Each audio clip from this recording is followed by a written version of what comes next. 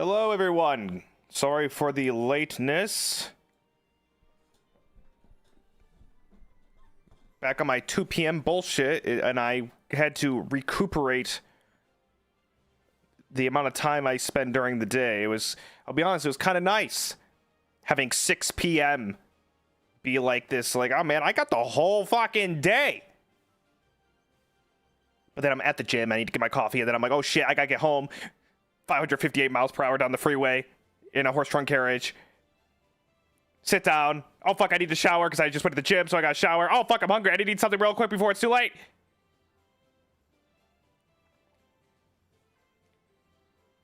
I'll get back into it. I'll get back into it, obviously. Just growing pains. Growing pains. How's everybody doing? Good to see ya. Good to see ya. Good to see ya. Switch over. Oh. What? Oh. That's the wrong... That was the wrong one. Also, that needs to... Okay. Oh, and I'm huge. How do I do this? How do you... What's a VTuber? What's a VTuber? What am I doing? What do you do? What is this shit? Ew! Where am I? Where the fuck am I? You're huge? What? No, I think this is... This might be normal. I think this is relatively normal. I think this is relatively normal. I think. Good heavens. Good heavens. Oh, God, where am I? Okay. We got some pre-chats here. Cassie, thanks so much for the pink super chat. Thank you for the crafted VTRP. The way your ideas harmonized with everyone on the server was like a beautiful stage play. Gavin grew by leaps and bounds in his journey, and I hope you would call a satisfying conclusion. It was inspiring. Yeah, we'll talk about that in a little bit. Thank you so much, Cassie, for the pink super chat. Thank you very much. Sounds Fantasia, thank you. Welcome to the Battalion. Welcome to the Jesticles. Welcome to the Jesticles. Enjoy your stay. If not, that is okay. Voted out. Thank you so much. Welcome back. Visodi, thanks for the gifted. Triple Sus, thanks for the gifted. Appreciate that. Mochikatsu with the 5 gifted. Brah. Mochikatsu, thank you for the 5 gifted. Thank you. Isle Multix for the gifted. Appreciate that. Tavioka Pudding, that is 5 fucking gifted. That's 5 gifted. Thank you so much, guys. Really appreciate that. Real Joller with the 18 months. Thank you. Casey, thanks for the 15 months. Thank you. Cobb Father with the 7 months. Big Ham, how are you? Long time no see, I feel.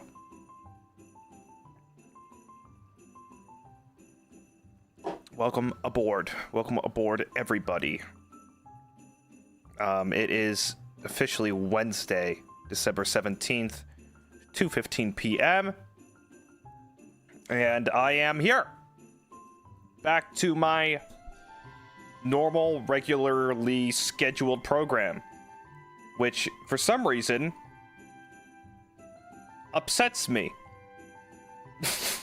to no end. We will cut into that in a few moments here. But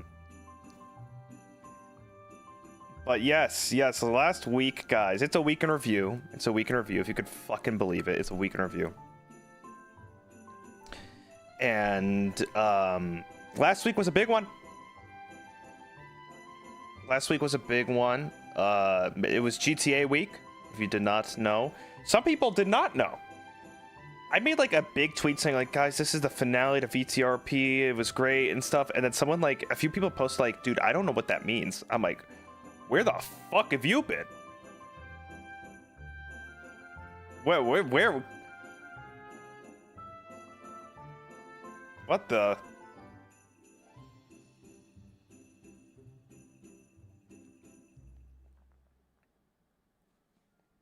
They were not in the, they were not looped into the RP arc.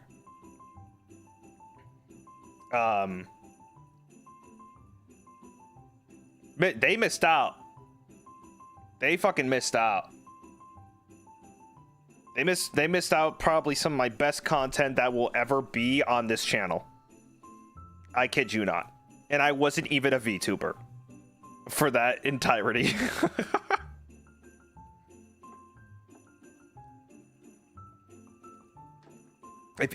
Personally, if you ask me, at least.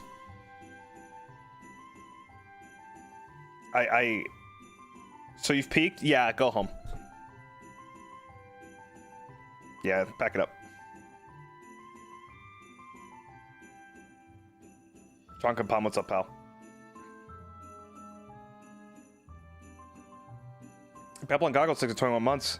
Missed it because my head was encased in a block of wax. What? Trying to understand what that procedure might be code for.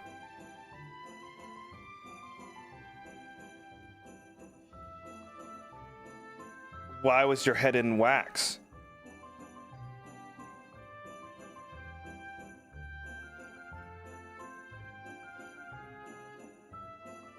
I need to know. Actually, no, don't tell me. I'm trying to think. I'm like, is that medical? Is that a movie thing? Is that to make like a mold? But you don't make molds out of wax, do you? It's not like resin and shit. Maybe that's just what they do. Maybe that's just like their pastime. People gotta have hobbies. Fuck. People gotta have hobbies. Like, you know what? It's wax day. I'm gonna put my whole head in a thing of wax and good old wax head. Good old wax head over here.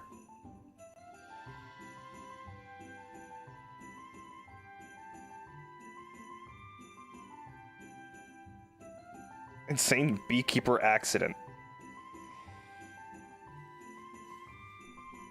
Just don't tell me. Suki, thanks for the 7 months. I usually don't care to watch RP series, but watching Gavin, Barnacles Beef, Bumtrix, everyone else's antics was so much fun. Maybe go back and watch the previous seasons. Thanks for the laughs. Yes, please do. Please do. Bradley, hello.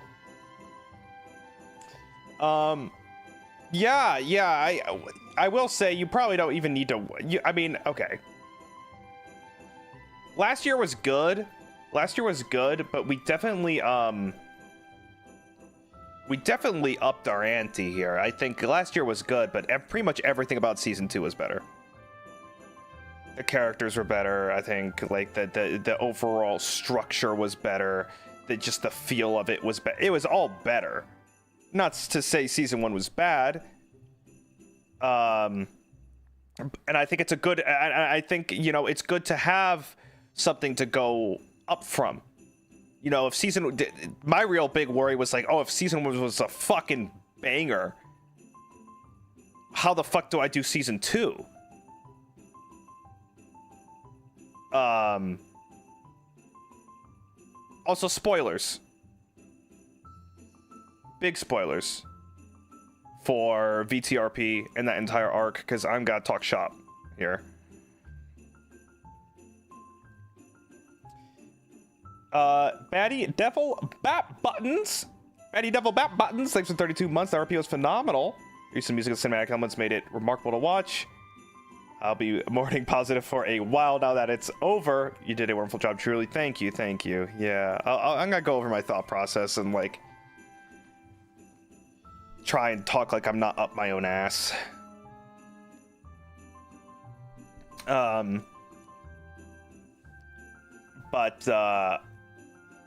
yeah, it was good. It was good. I mean, where do I start? Where do I start? Well, okay, I'll start with season 1. Start with season 1. as you guys know, Gavis Bettel started on NoPixel, which was meant to just be this character has transcended RP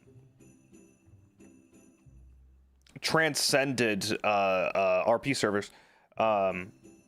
He started on NoPixel and then he went over to VTRP because that just NoPixel was just like overwhelmingly just, it was just hell. It was hell. Also, joining NoPixel late is just a death sentence because everyone's got like their characters and clicks and like trying to move in and be like, hey, I'm this, I do this, I talk like this. It's like, oh fuck, dude, what do I do? It's like joining high school halfway through the semester. You know, it's like, what the fuck do you do? And then we switched to VTRP, and that's where I met Apollo for like the first time. I didn't even know, he wasn't even on my map. I didn't know who he was. And I met him in RP. It's a beautiful thing about RP. A lot of my friends that I made are kind of from RP, and Apollo was like, Apollo Bugman, he was this weird fucking character. I'm like, what the fuck? What is this dude? What am I even listening to right now? Is this a shitpost? Am I talking to a fucking shitpost right now? And it just kept getting better, and it started making more sense. And it just kind of worked. And then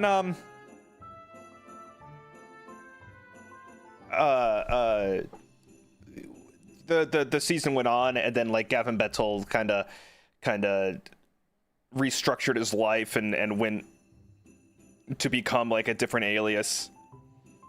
Because the background for the character is one giant meta joke of him trying to figure out what role he's meant to play.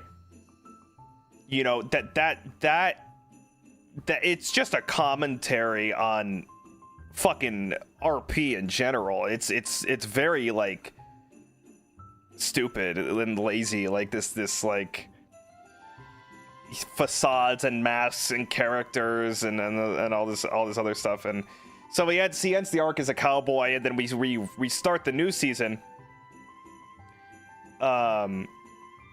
We start the new season as he's trying like another alias. It's kind of like halfway through this process of like, oh well, the cowboy didn't work out and this didn't work out, and he was just going through all these characters. Hence the monologue that was pre-recorded in episode 1 of season 2. He's honestly my favorite type of character archetype to see. Silly guy with a serious core. Yeah, B. I think I met Gavin via Gorbulus Borbulus. Yes, he got the helicopter. Rolling stop. Rolling stop.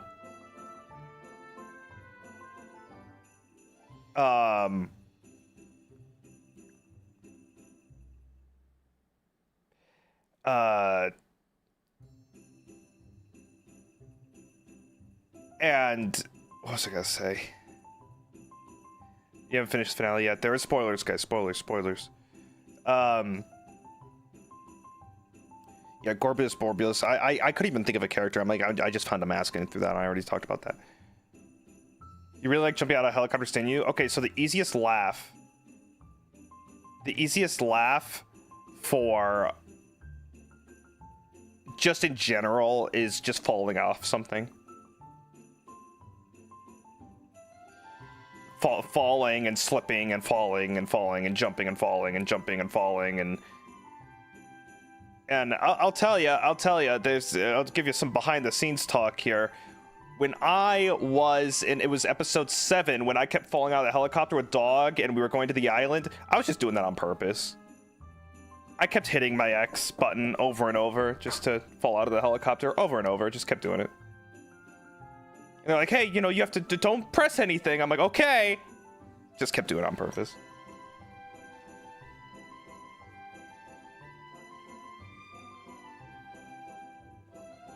You know.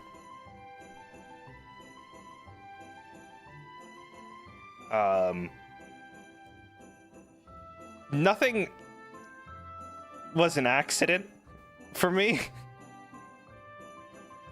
Getting hit by cars and all that, it's just all micro adjustments so I can fall over or die or get shot or get in the way, or definitely a very intentional way of going about things.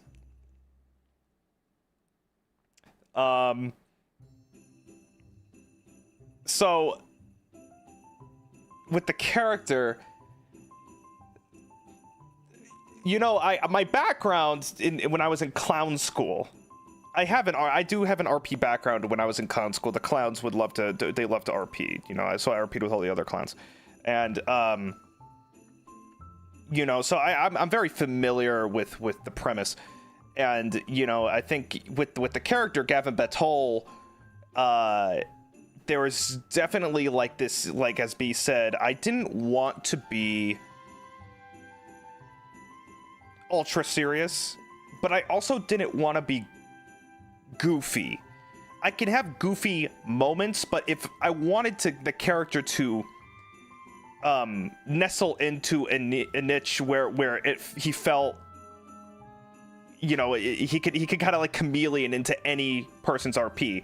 If Gavis Bettel goes up to the clown with 8 arms and 16 eyes, and it talks with a voice mod, and it's super high pitched, Gavis Bettel can still fit into that conversation.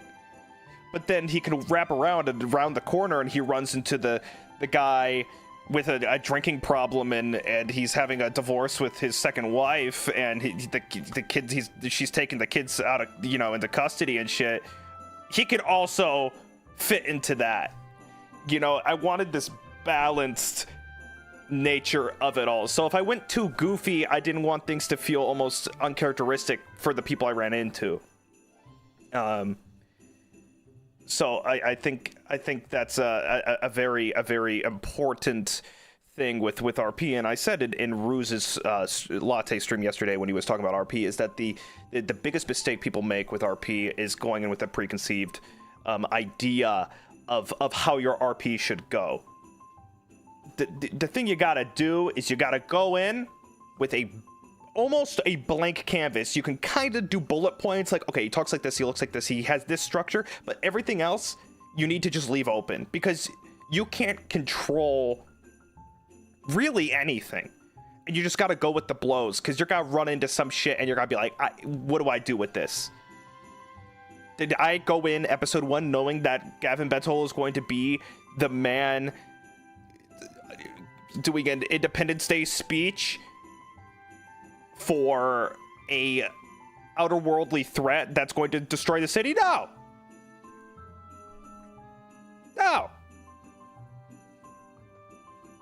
Because you give yourself a roadblock. You give yourself a real hard challenge when you're like, okay, my character's like this, and he needs to do this, and he has to do this, and he has to be like this. Like, my character never loses, or my character is the tough guy. Being the tough guy is so tough. If you're gonna be like the serious tough guy, you're gonna lose some fights to a guy with a lizard head and spider legs. You know, you might just lose, and that's gonna look real silly for your character. You're gonna lose. Or you'll get kidnapped by Walmart Huntrix. But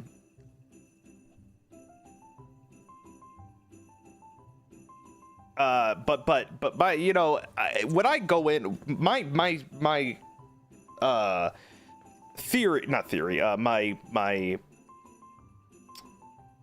usually my following when I go into RP is my character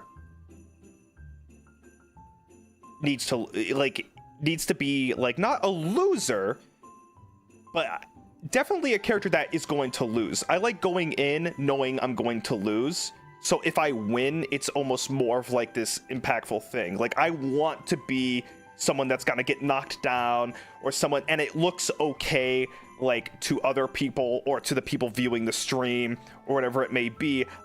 You need to go in being like, okay, he's gonna lose.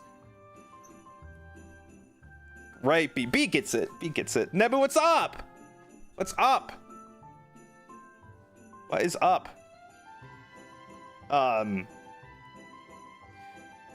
You know, it's kind of a weird way of saying it, but it's like, you know, if you go in with low expectations, you'll never be disappointed. And I think that is a great basis for RP. Amazingly. It's a great basis for RP because it really sets you up without ever being upset or like, you know, wanting to go in a certain direction, because you know, there's 70 other people that are like main characters.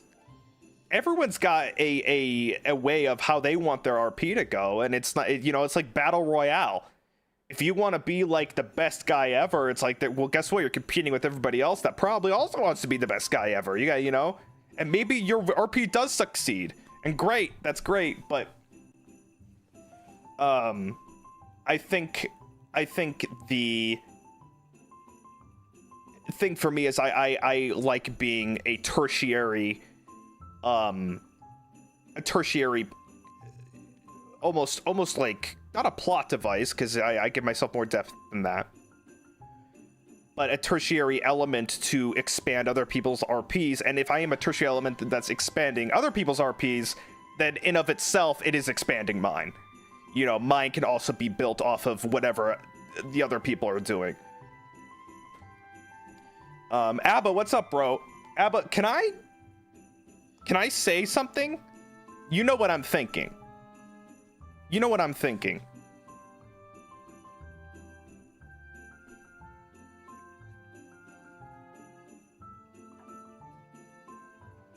So we all got a big mystery. Well, there's a big mystery that ended in season 2 that was not, that we did not get to find out the finality on. But yes, Abaddon was the entity, and that's okay. That's okay, Abba. I figured, and Abba, I didn't want to talk to you about any of it because I knew it would be like a stress or whatever. I didn't want to like push it on you. And I know like time zones are crazy and like you gotta be super busy and shit. So I was like, I kid you not, we did not once talk to each other about where that would go. We just kind of started, kind of just happened, and then the entity thing just happened. And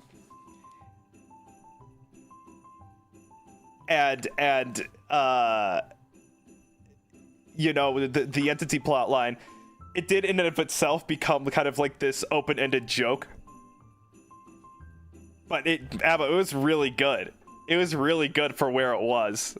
Like at the start and stuff, and like you appearing on the roofs and like being behind me and shit. So good.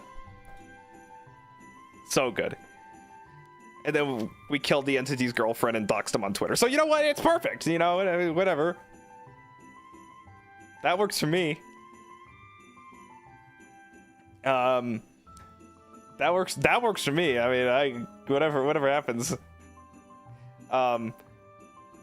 But you know, I don't like scripting things, and that brings into kind of the next topic of RP and stuff, is just like, you know, I don't want to force a narrative on anybody that isn't willing to, like, or that's just busy or whatever it may be. And I'm not saying this about ABBA, but I was saying this with my RP in general, is that I just like going with the flow. Because there was like the warlock stuff happening. I'm like, I don't want to know anything. I don't want to know anything. There's spoilers, but there's one thing I wanted to do, and is I wanted to die. I wanted to die. I didn't know how it was gonna work. I knew that going into episode 1 that I was gonna die, because I'm like, I can't keep doing this character, and I need to find a way to end it and not leave it open-ended. And the greatest way to bookend a open-ended thing is to die. you know, leave no room to come back. And I mean, who knows? 2 years from now, there'll be season 4 and I'll get resurrected by a necromancer and I'll be like a fucking zombie with amnesia. I don't know. But as it stands, you know, I wanted to die.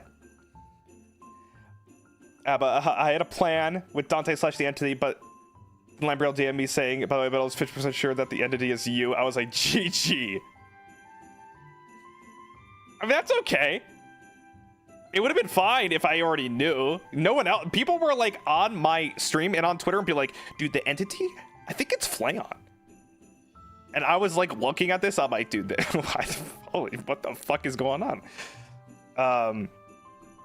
Well, from CN, thanks for the super chat, by the way. I need to hype that moment specifically with the Independence Day speech riff because I was losing my mind on how much you crushed it and how it made for such a rallying moment. I thought the Independence Day thing was funny. Because, like, it wasn't Independence Day. It was for, like, December 15th. And then he called it Independent Hour. Because he's, like, a riff on those directors that make movies with, like, you know, Transmorphers and, you know, Sharknado. And just a little bit of a change to an already pre-existing IP. But it's a spoof on that. And he just kind of harkened back to, like, a movie that he was making for that speech. My microphone broke in game. That was incredibly embarrassing. But also very in character. Shrek, thanks so much for the 24 months, pal. Headcanon for the entity. They were the avatar of Gavin's insecurities that tortured all close to him. They disappeared because Gavin gained confidence. He gained his whimsy.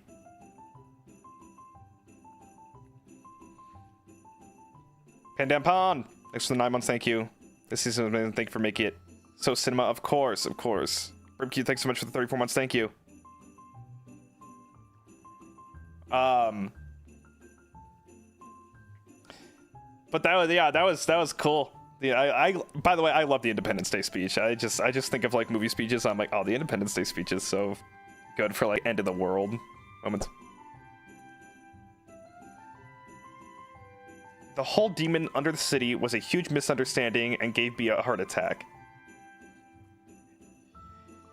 I figured, but I just liked that it got so convoluted, and this is nobody's fault, and I'm not even complaining, but it got so convoluted that there were 3 warlocks, and there was a demon baby hybrid monster thing, and then a 3,000-year-old entity demon under the city, and then there's the entity, and then there's the real warlock. And then there's vampires that work for the warlock, but there's also the vampire that works in the hospital, and they are not the same kind of person. They're different.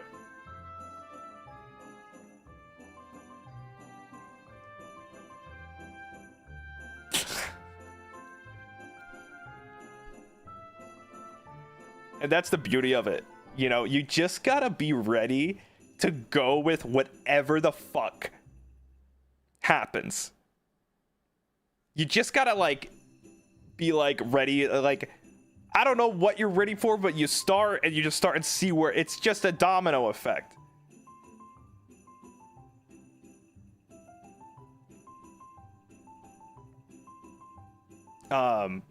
And that's what RP is about. I think RP, if you are trying to like script and structure like this entire thing from the get-go, you're doing it wrong.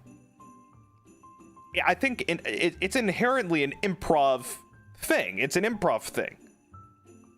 You're doing improv. And yes, you can like have like structure and like kind of set up for something, but it's improv. The plan was for the entity to try and kill everyone, and then Dante gaining back his mind last minute and kill himself to save everyone. There was so much supernatural stuff. I felt so bad that day on the baby oil factory because there was so much happening. Yeah, I mean, it was chaos. It was chaos. It's not your fault. You did well. You did well. I think there's nothing to feel bad about. I think people can harken back to it and be like, to watch this stream and be like, oh, you know. Yeah, I think it's totally fine. I thought we were gonna Scooby-Doo the entity at one point. Take off the mask. It's just Dante under there. The juxtaposition of the deep, scary voice and then it's been the whole time. We're gonna Scooby-Doo the entity, which we still could have done if I didn't plan on dying. But I just think okay, so this brings into kind of the end point. I'm all over the place, but this kind of brings into the end bits here with Bettel. For one, I didn't know how he was gonna die, but it kind of just presented itself. By the way, I had no idea what the fuck Ruse was talking. When Ruse came in on the first episode, he started talking to me. I literally had no idea what the fuck he was talking to me about. Like, he was mentioning like helicopters and like Ruse, and I didn't remember a goddamn thing. Like, he was like tying it into like season 1, and I'm like, dude, I don't know what the fuck is going on, and I just kind of riffed it. I was just kind of going with it. I'm like, man, I don't know what the fuck is happening right now.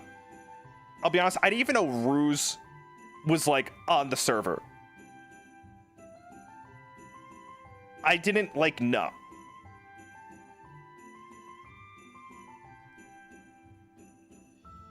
For like a moment, like he appeared. I'm like, oh shit, okay. And then you know, as days went on, I could tell like it started becoming like abundantly clear that Caspian was this foil to like Gavin. They're similar. They have similar vibe.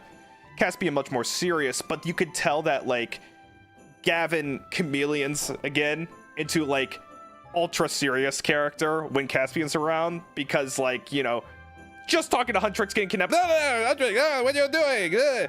Running through the mud, and then Caspian is like, oh, okay, yeah, this character now, personality 2. And you know, as the days went on, I messaged Ruse on the night before the ending, and I said, I think you kill me, dude. Do you want to kill me? And we kind of went through a few ways, and I'm like, I think at first we were like, you know, let's have like a fight, like this gunfight, this kind of like shooting thing, and then I kind of came to terms. I'm like, you know what? Actually, I think Bettel just needs to accept it. It's like this inevitability. It's been kind of poked and prodded at throughout the entirety of the season, and I liked what I liked. And I knew I didn't want music or anything. And oh god, what was I about to fucking say?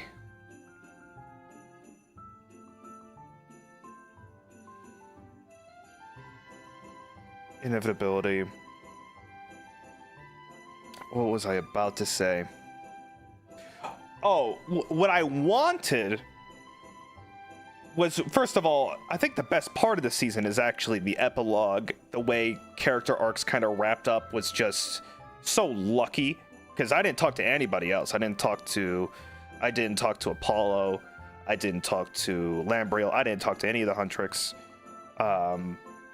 people. I just kind of just wrapped up. But what I liked was we have this world-ending event. We have gods, we have demons, we have warlocks, we have people going into hell portals and stuff.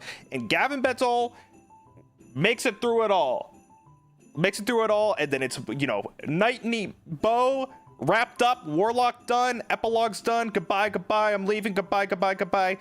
Oh wait, there's that one thing from the first episode that has finally wrapped all the way around and ends right where it started. And I think, you know, after you think the threat is defeated and the threat is gone, you're like, oh fuck, that's right, it's this thing again. And I think, you know, it just made sense. It just made sense to me.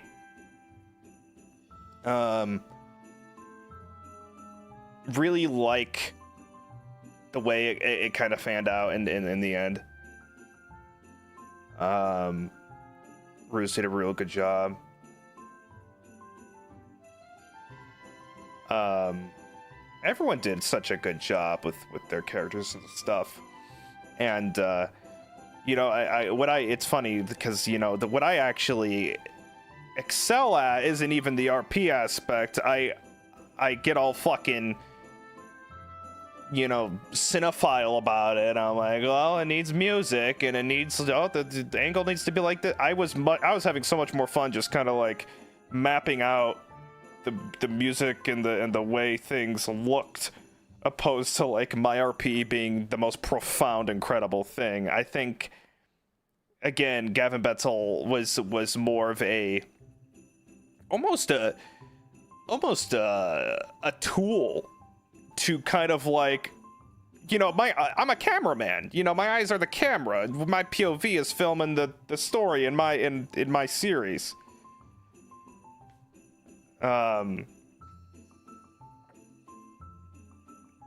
So I think that's important. And again, I didn't want to be something I wasn't. I'm not one to do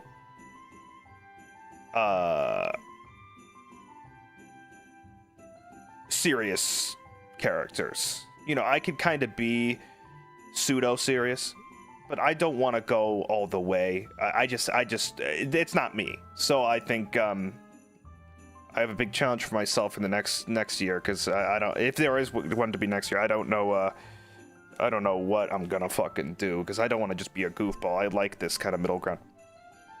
Have you ever gone all the way? I've never gone full serious. I just don't think it's who I am. I focus way too much on, well, first of all, GTA inherently is a goofy, stupid game. I mean, what a dumb fucking game. You know, just falling, floundering around and exploding and getting run over and, you know, all of that. And you know, I think it's so easy to capitalize on a joke. And at the end of the day, this is a comedy channel. I want to be funny. So I would never go against the grain on that. But people were like, I remember Apollo telling me, is like, how did you get the timings on the music track so perfectly for like certain moments? Like, why? Oh, it would just end the moment we hung up and stuff. And I'm like, dude, I was stalling you. I saw the timer on the track, and I'm like, okay, this conversation needs to end in 30 seconds. And he sounds like he wants to hang up now, so I'm going to do but hold on. I gotta say this piece of genius dialogue that I'm just barfing out. That doesn't make any sense. I'm like, every time there was music, I'm like, okay. I gotta stall them. And I wasn't always successful, but that was always the intention. I'm like, okay, for this moment to work, I need the song to end when the thing ends or when I walk away. So I need to keep them here somehow.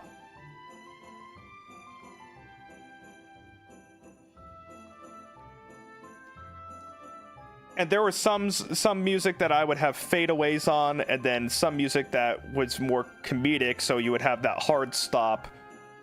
Like, let me see. Like, my favorite track, actually. This is, like, this one's so good.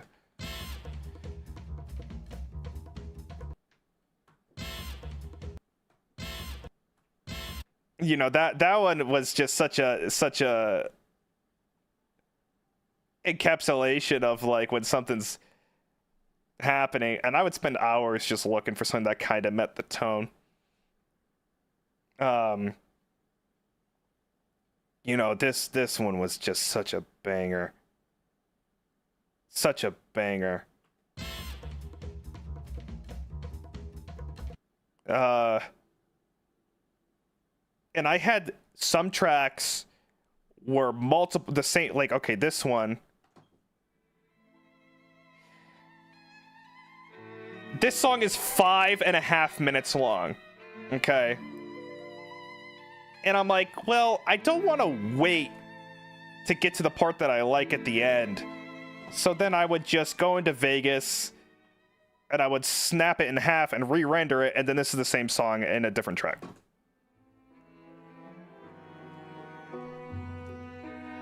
So I would have shortened versions of the same song just to get to the point. So I didn't have to stall for like 5 minutes.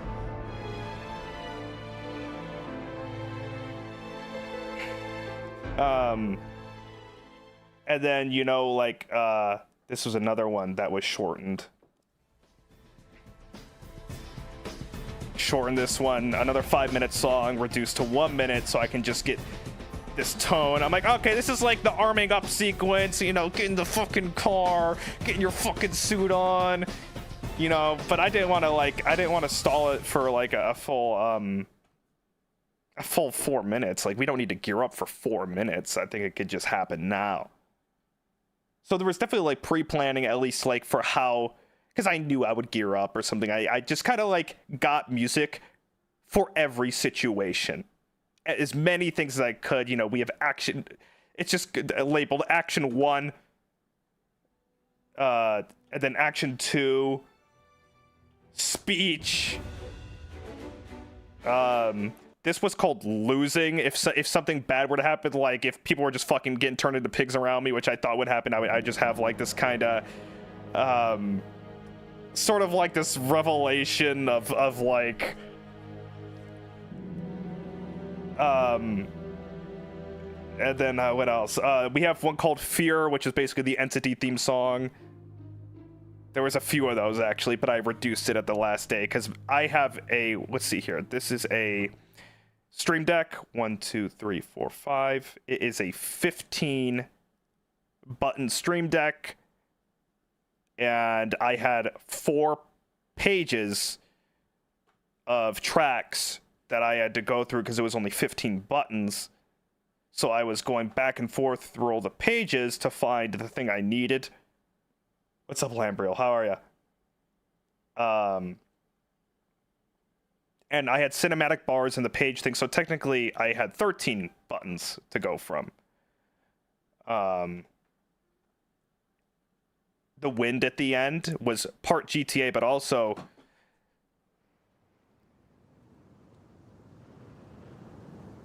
I added my own because I knew I didn't want music. I'm like, oh, what adds like a dramatic sort of element to things. I think wind is a good. I think wind. It was wind or shore. I didn't know which I wanted. What else do I have here? We have the credits.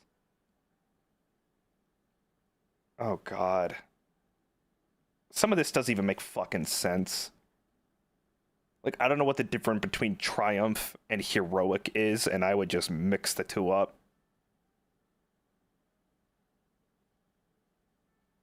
I wanted epilogue happy music. Because, you know, when the conflict is over, you want to, you know, it's basically like, oh, the audience needs to feel like this. They need to feel like that. That's how it's. You need to know how to feel. How many tracks did you have prepared for this? For the last episode, 1, 2, 3, 4, 5, 6, 7, 8, 9, 10, 11, 12, 13, 14, 15, 16, 17, 18, 19, 20, 21, 22, 23, 24, 25, 26, 27, 28, 29, 30, 31, 32, 33, 34, 35, 36, 37, 38 tracks. 38 tracks. Some I didn't really use too much, but I think I got most of them. We have the Warlock Death track. This was 6 minutes of just like something. This kind of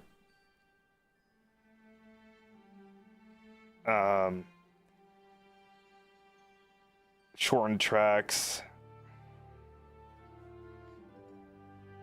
And by the way, it took me hours to find like I try to listen. You know, I didn't want something to sound too either cheesy or if it sounded too fantasy.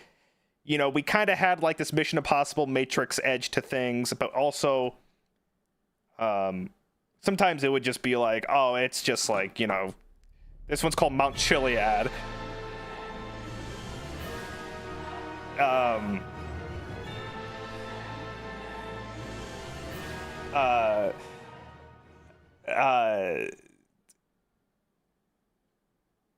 And they were all DMCA. Yeah, I got them all off Audio Stock website.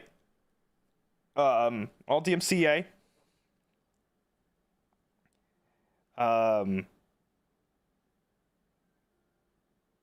We have the classic, like, I didn't want something too obtrusive, so there was these two I repeated like crazy.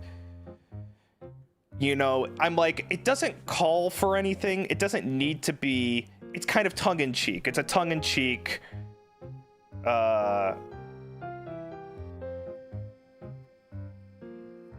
you know, kind of thing. And then this one too is like, you know, it doesn't need to, just sort of light listening in the background of things. Like, it also, our group is inherently idiotic, so I think, you know, we kind of needed this backing thing.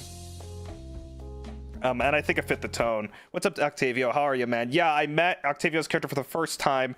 I was designing my end of the world, like, SWAT team battle outfit, and Octavio, without any knowledge of knowing I was in there, just walked in and started editing his outfit. And I I like did half a character voice. I'm like, "Are you streaming?" And he DM'd me and said, "No, lol." And I'm like, "Okay." And then I just edited my outfit, and I went to go take a picture for a thumbnail. That finale thumbnail was made like 5 days prior. All the other ones were made on the same day, usually. But I'm like, oh, gun with the cigarette. Very James Bond. I wanted this very James Bond. A lot of James Bond was kind of inspired for Gavis Bettel, especially the thumbnails by the end. Very James Bond of like the intros and the music. The credits music. I don't know if I have that one here because that was pre-recorded. The credits music was James Bond. Very James Bond. I was there. God, yeah. This one's much louder because I'm like, okay, at first I'm like, oh, let's do like some sad thing, but I'm like, oh wait, we need to go back to the accordion, you know, where we started. And by the way, finding an accordion track was impossible.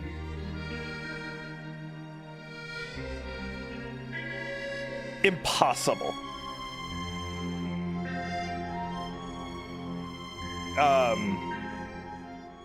And so I'm like, oh, we gotta go back to the accordion, of course. That's like his thing. But yeah, those tracks, all the tracks are pretty good, I think. I to pat myself on the back, I think I did an okay job with finding things that kind of matched the tone.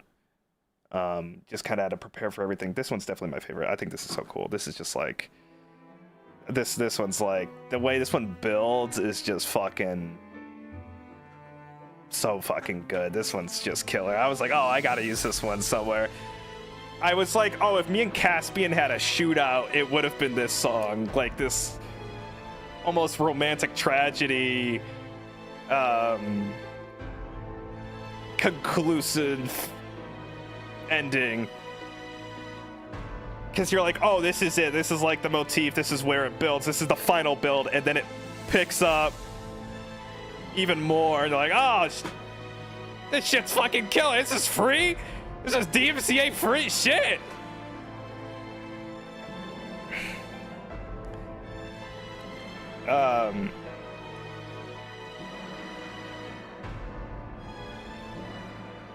But yeah, that's the music. This might be a real Hans Zimmer. There's some really good. If you dig deep enough, you can find some real good shit in the audio stock libraries. The depths, but man, I'm not kidding. I had to dig deep. It was audio stock, Octavia. All audio stock. I get all of my music from audio stock. But you gotta dig deep, bro.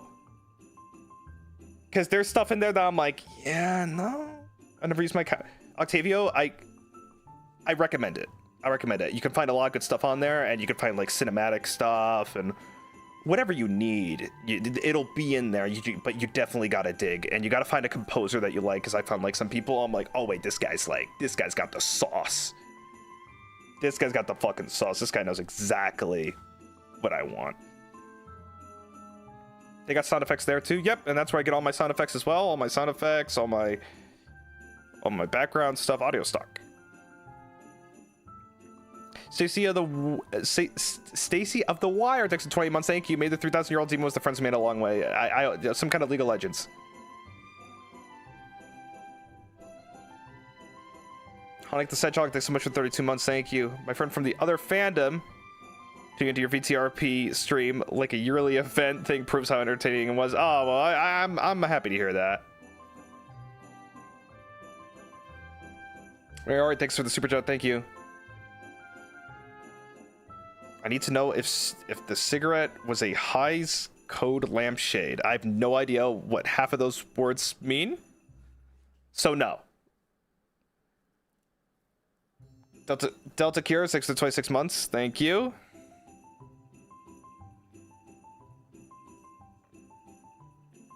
Thank you. I remember when you were first talking about doing GTRP and you asking us if doing a French accent was offensive. It's curious to see how far Mr. Bettel has come. Well, he's from Albuquerque, so there's my loophole.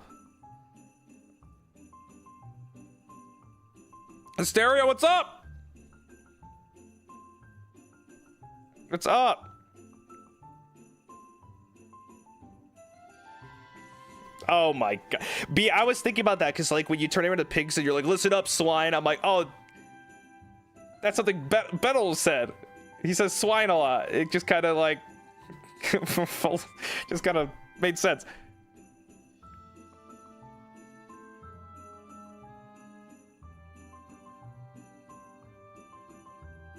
No dialogue was scripted, by the way. So like Ruse, whatever Ruse and I said to each other or whatever, like, and none of it, the only thing I told Ruse was, I'm gonna DM you, and I DM'd him. And I'm like, I'm gonna be at the pier. I'm gonna be at the pier. And your cue to stab me, that's bad directing. That's it. That is it. That's it. So.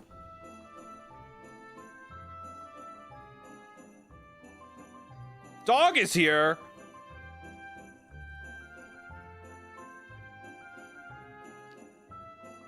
Did I miss dog?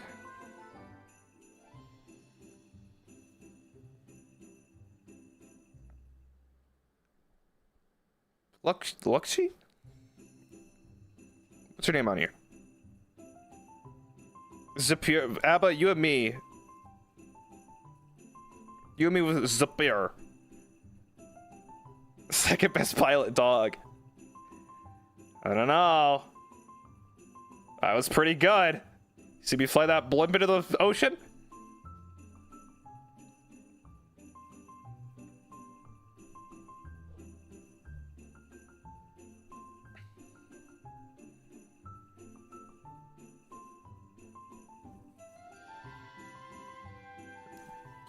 You landed the helicopter at least once. I'll be honest, I could fly a lot better than that, but I just went for it and said, you know what? I wanna generate some kind of laugh here. And if we explode, we explode. And I kinda wanna explode. But I don't wanna force it. So I just kinda loosey-gooseyed with my piloting. Hey, dog! Luxy, what's up? Great having ya. Funniest part was when Barry was playing me and said you were like a lover to me. I was like, I was baffled. I'm like, dude, and I thought that was like someone else's, like the perception of like someone else's RP. I'm like, oh man, I said it in the character. I'm like, oh, I read this situation completely wrong. I did not. But they're like, father, oh, okay, father. Oh, okay. Yeah.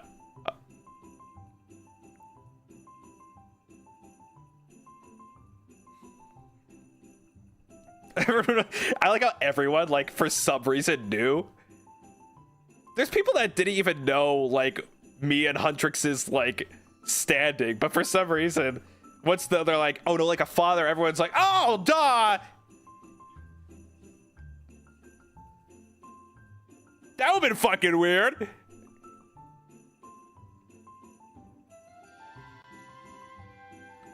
Like they were like the audience in that moment. It was almost fourth wall.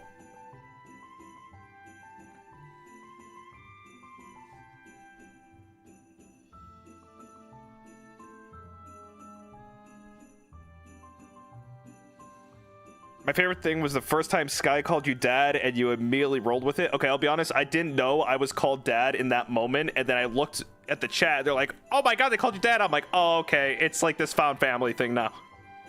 We've done it. We are now in found family territory. We have now entered like this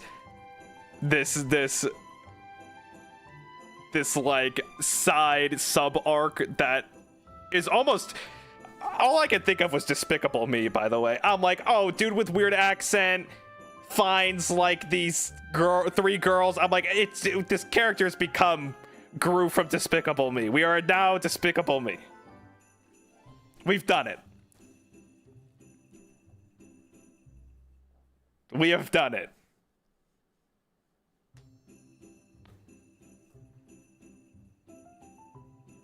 What's up, Apollo, bro?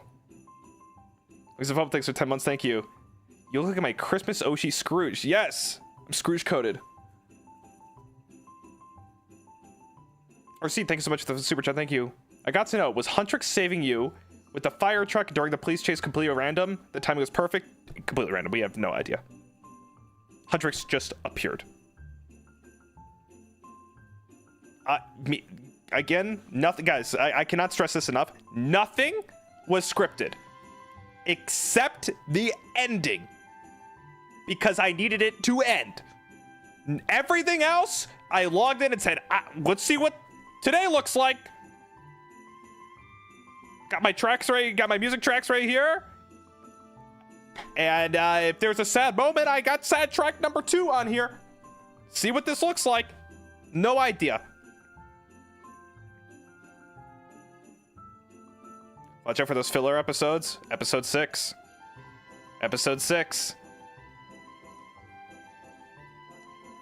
The most popular episode, by the way.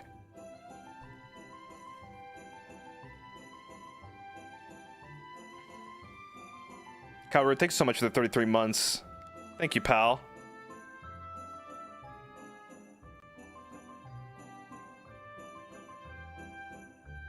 Yeah, Apollo, you had like more of a preconceived expectation, like thought process for that, but yeah, me and Apollo, we were gonna be enemies at the start. That's why he was like, oh, you left, and like, oh, where did you go? And we kind of had like, he was answering his phone, and we were gonna be like, we were gonna be enemies for like the entirety of season 2. And then the Mount Chiliad thing happened, and we're like, oh no, never mind. We are best friends. By the way, I'm gonna bring it all to light right now, and this is not to destroy anything, but people wanted Barnacles and Gavis Bettel to be like in a relationship so bad, and I don't mind like shipping at all. That's totally fine, but definitely like those two characters, they are meant to be like Frodo and Sam or Patrick and SpongeBob. It was definitely meant to be this friend thing. Like, and I think that's why people ship it, because people always ship like those kinds of characters anyway. I can't believe people ship Patrick and SpongeBob. But like the full intention was like, oh, they want them to kiss so bad. But I never had any intent of like going into a romantic route at all with Barnacles. I think Caspian and Bettel is more my speed in a ship, because it's like theoretically impossible. It's like this. It's like this. It's not supposed to happen. It's not even. It can't exist, and I like that inherent tragic nature of it. You know, like, because I want to say, like, I don't know if you guys like care or picked up on this, but Gavis Bettel was like kind of like this definitely like a bisexual character. I think like kind of definitely had like, I wanted it to be like he kind of goes both ways, and I think with this Caspian thing, I like this, like, sort of like, well, I just like enemies that kind of have like this weird under layer, and I didn't want to play into that at all, and I didn't. But that's the fun of like shipping. You kind of be like, oh man, dude, look the fucking tension in here. It's fucking crazy.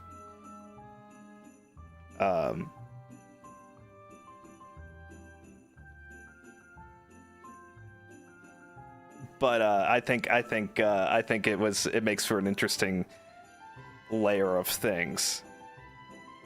The kind of Mr. and Mrs. Smith diamond, you know, it's funny, I was thinking about that. I love that. I love Mr. and Mrs. Smith as a movie, even, you know, I used to watch that a lot. But again, never a plan. I didn't go into it being like, oh, let's get them all fucking riled up about this ship and all that. That was never my intent to, like, even if it seemed like I was baiting people or anything. It just kind of win as a win. Also, when Barnacles picked me up like that, did not know that was gonna happen. I'm like, here, oh, well, that's ammunition. It was purely an accident that became a bit. I saw Apollo's POV. He was like going through the carries, and he clicked on like cute carry 3, and I don't even know if he thought about it. But it was like, oh shit, dude, that's dangerous right there.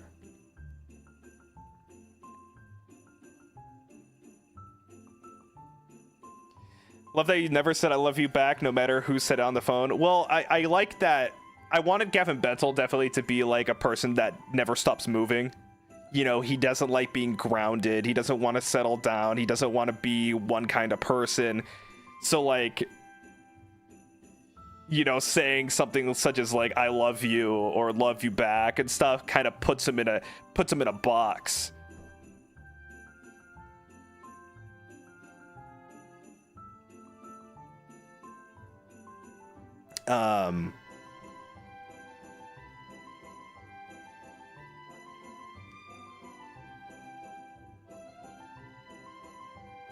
I kind of wanted to say it at the end to Apollo, but I'm like, oh, but people are gonna get maybe the wrong idea.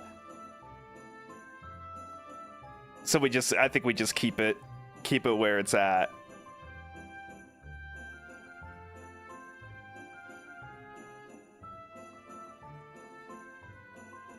The phone call was really good, Apollo. I really liked that phone call. If you guys couldn't tell, I didn't know where the RP was going, but I knew I wanted to be up on that roof where we first met, and I was talking to Apollo. I'm like, so you're not... Because I thought we were going to be there together in person. I was going to bring him over to the roof. But then when he said he's staying at Super Hell, I got in that car and started driving over to the roof because I'm like, oh, fuck, he's not going to come back. He's not going to be here. So I started, like, scrambling. I'm like, oh, shit. And I had to, like, get in the car and drive over there because I didn't know he was gonna be stuck in super hell. I thought he was gonna come back and we could talk on the roof. So I'm like, okay, fuck, I just gotta, oh, no, don't hang up. And I'm like getting in the car and I'm like, oh, I gotta do the scene now. This scene is happening now. I was gotta wait for him to like get out of hell and like maybe have a talk and stuff. But it turns out I'm like, oh shit, no, he's not. Oh fuck, okay.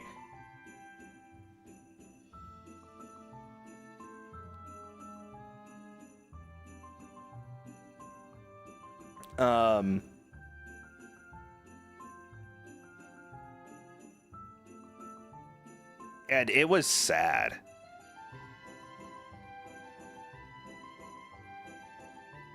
The snow added to the melancholy. Okay, so the snow was scripted in the sense that I told B, I said, after the Warlock, can we have it snow? B and I briefly talked about that. I wanted it to snow because I knew I was gonna fucking die. And I'm like, oh, well, let's do bleed out in the snow trope. That's nice and dramatic. And what's a reason to have the wind sound effect? Because I wanted wind in the still air.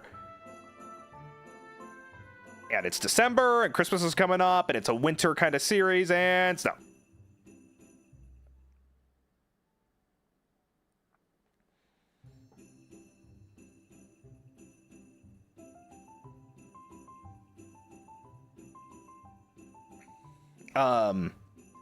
Also, okay, let me look at this real quick. Ash's Fallen Art, thank you so much for the 21 months. Thank you. Just want to know that if phone calls were scripted every time they were waiting for you to say I love you back and you had to take a call. They were never scripted, and I never wanted to say I love you. Very Gavis Bettel. Very Gavis Bettel. Logan Richard, thank you for the super chat. Logan Richard, thank you so much. If nothing was scripted, then that scene where Gavin was frisked at the debate with guns, paraphernalia, and portrait wasn't a reference to the mask? No. No. It wasn't. There was nothing. I'm telling you guys, nothing was planned. Nothing. I didn't know Beef had a bomb in his ass. I didn't know. I had no fucking... I was about to miss it too, by the way. I was like doing my own stupid shit, and I got back and he blew up. And he was about to do that without me because he was like... That was his plan. That was his RP. I had no idea. No one told me I can't drive this home enough. No one told me anything because I wanted to know nothing. And I climbed the stage right as the bomb exploded, and I flew off the stage. I didn't know when it was gonna explode, but I'm like, oh, that's Counter-Strike. I know when this thing sets off. It's probably right now. And I climbed the fucking stage. I didn't know how to close out of my phone. And I'm like, oh, what about the music? Where's my music track? He's got to blow up. Guy's got to blow up.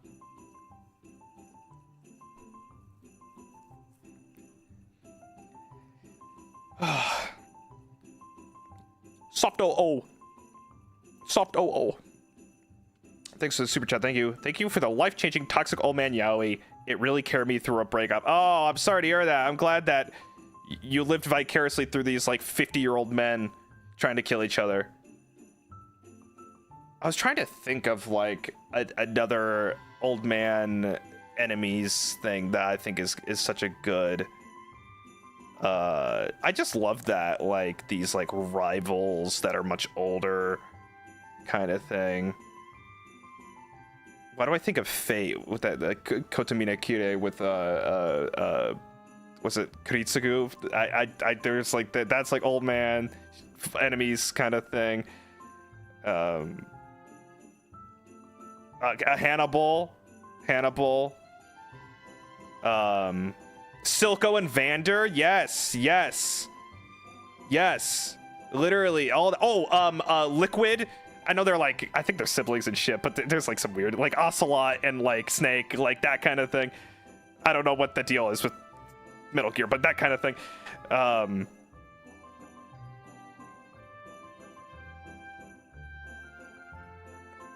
Or was a big boss in Ocelot? Yeah, big boss in Ocelot.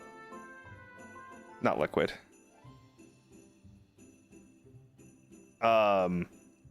X-Men, Magneto and fucking like Professor Xavier, you know, just that, all that kind, like, I like that, like, you know, it's gotta have like some tragic layers to it, you know. It's not, they're not actually like in a thing, but you can kind of be like, oh, there's like, okay, what's going on here, you know, there's a little bit of something going on here, and you know, it doesn't need to be exact, but Red Pants Corp takes for 28 months. Thank you. Thank you.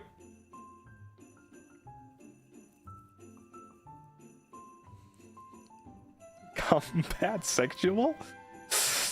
Yeah.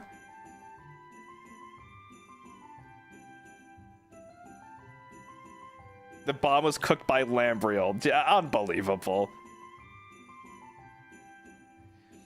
And Apollo says, honestly, even if it was planned, plans always fall through. You cannot plan anything when it comes to roleplay. If there's more than 2 people involved, it will always fail. Yeah, I absolutely. You know, it's so stressful otherwise. It's so stressful otherwise.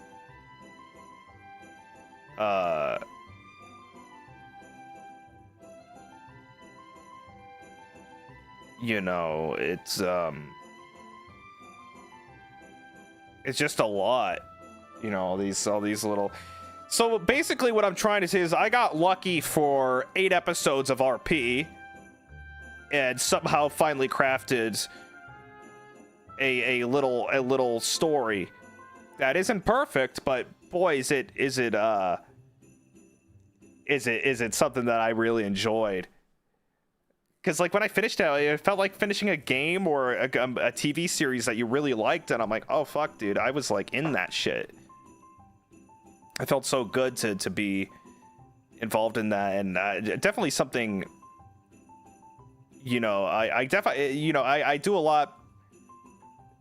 I don't know what the word would be, but when I'm passionate about something, I can definitely like lean into it a lot more. But it's like you can't find passion always. Matt told me he was going to get shot by a sniper. It saw me on stage invisible, and I told him, hold on, this man has a bomb in his ass, and it's gonna... Yeah, you gotta, don't do this.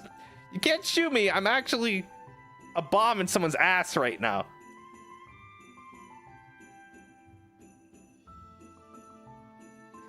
You know, what about Vicious and Spike?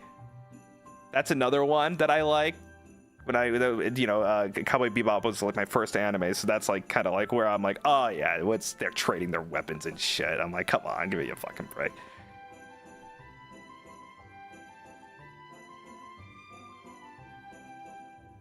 You know, just that kind of nature of it all, I find very interesting. Yeah, it doesn't matter. Like, it doesn't need to be old men. It could be anybody. You know, I just like that plot device of like these like 2 kind of interwoven characters that are inherently bad for each other or trying to kill each other, and it's very interesting. I'm starting to get an idea of what your AO3 reading looks like. What is AO3?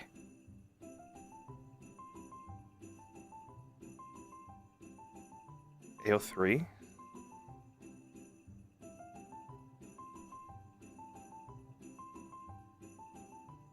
Why that comment? It's a fanfic thing? Yeah? Never mind. Ass Flayon. Okay. You lost me a lot. Yeah. You had me at Ass Flayon.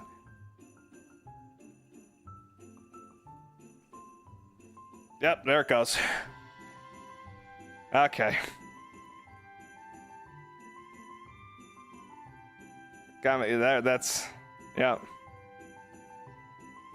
Hear that? That's me nailing the final nail in the coffin.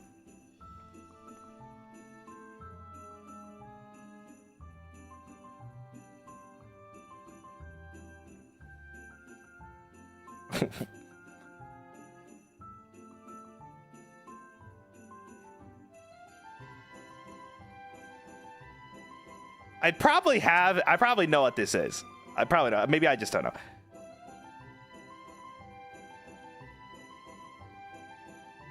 Dude, they can. Are people got like write about like fucking VTRP on there? Shit. I bet there's some already out there. It's probably already out there in the world. People were fucking like frothing at the mouth for like this kind of shit. Which, by the way, biggest compliment. Biggest compliment. Because if someone's like so involved in these characters and they want like, no, I don't give a fuck about how they're written, but they feel compelled to write about these characters and stuff. That's like such a, you know, that means it's a success. It's a success to the characters that you build. You know, that you want to emphasize or add more of a character that you can't get more of. You know, I understand that for sure. And I you know, I think it's the greatest compliment for people to want to be inspired or compelled to involve themselves in these characters, you know.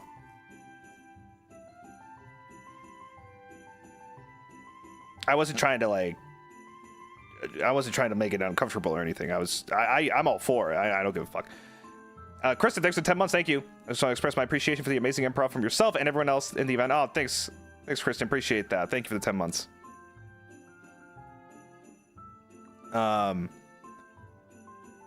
Also, it's like I knew for the ending, I'm like, oh, I want people to cry so bad. People saying like that they were crying or like they started getting tears. I'm like, that is like what I want so deeply. I want people to be fucking upset. I want people to be like, dude, Taiga, what is up, bro? What is up? Bend over.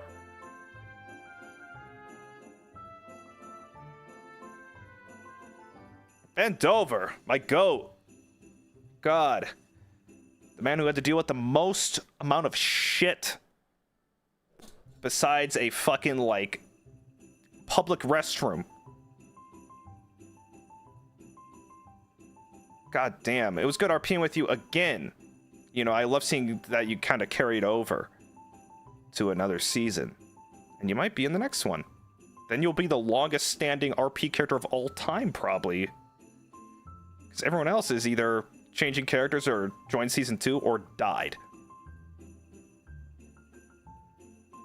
Dover will continue in Avengers Infinity War.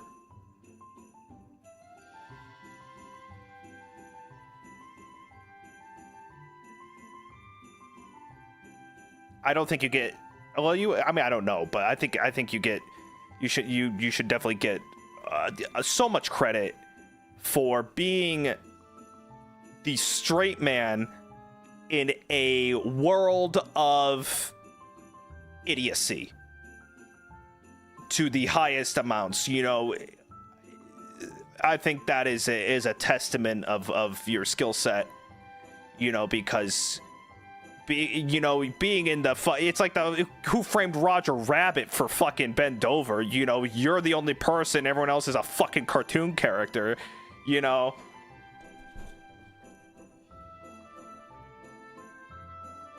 So I think it's a big thing for you. I miss Bettel very much, even though he's a pain in Dover's side. Man, there are times I'm like, man, especially the first day. The first day, I'm like, oh shit, there's like 2 cops, and they're both the chief of police. I can't do a single bit of crime because this is like, they gotta be fucking so stressed.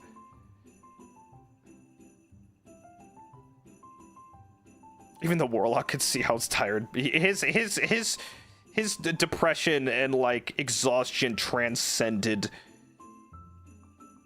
all boundaries.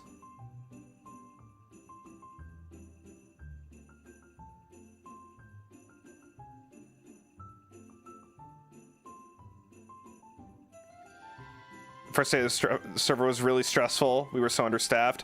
I'm not gonna lie to you, I was shaking a bit.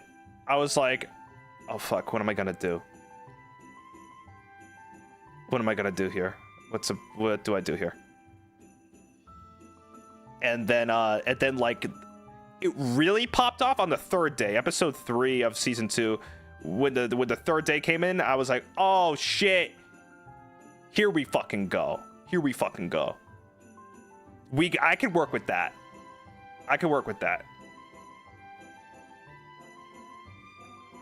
I think it was natural character progression from accidentally sending you all to jail to purposely sending you to jail. Yeah, I remember in the first season, I actually just got reminded of that when I was looking through VODs to like download stuff and get like stuff. I remember I'm like, oh, wait, when I go to jail? And I looked back, I'm like, oh, he accidentally fucking threw me in jail. And then we did like this revenge thing and we got the tattoos and...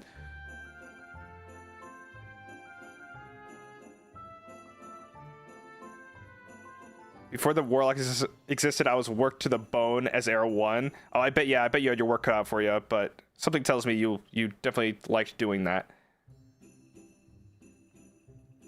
Bend over is over, yeah. When I shot you when you were AFK, practically. What an achievement from me. What a real fucking grand victorious moment for Gavis Bettel. Killed a man that was like just fumbling around in his pockets.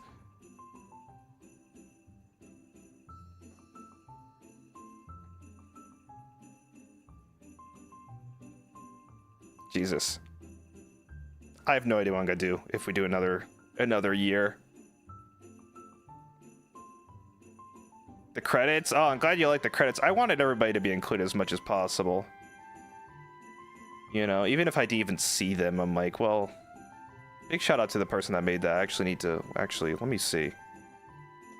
Because I actually used a Google Doc from a fan. And now I should actually shout them out here. I think it was Delios? Nepturnity? Makanya. Play on fan. That's some good taste right there. Thank you for the Google Doc spreadsheet. That was a big help. Actually, that was all the help. I didn't do anything. You made that entire sheet. And I just wrote down the names. Chad pissed Dover off, but Dover knew Chad was just being Chad and not doing actual crime. Who's Chad? See, dude, I don't even remember. Chad?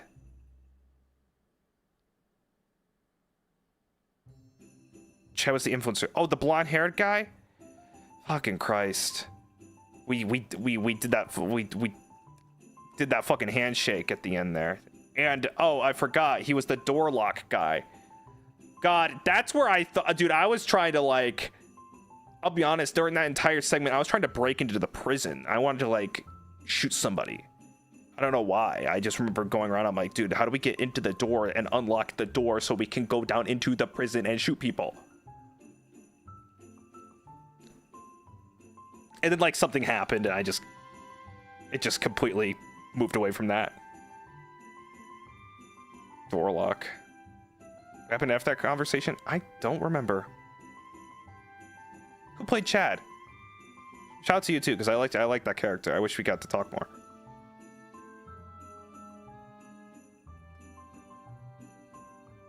I can look at my credits of 9,000 people.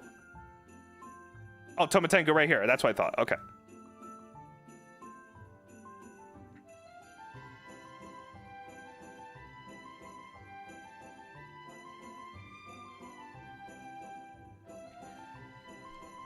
Yeah, I think I might have some kind of job. Definitely, I don't want to be a criminal next year. I mean, here's the thing, guys. Whenever I do GTRP, I want to be a criminal. Because criminals get into the funniest amount of shit. But a cop is kind of like a criminal.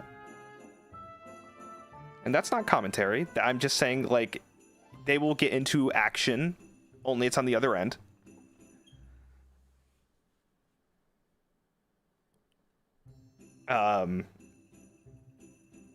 So a cop, maybe.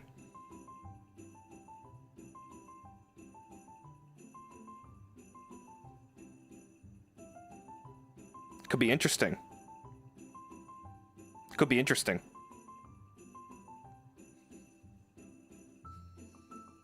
It's the working theory right now.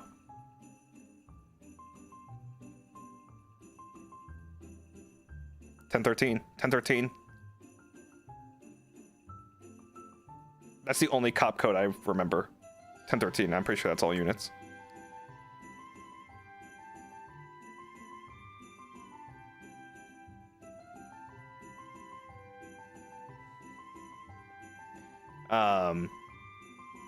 Yes, more true civs. Yeah, I think true civilians were a very important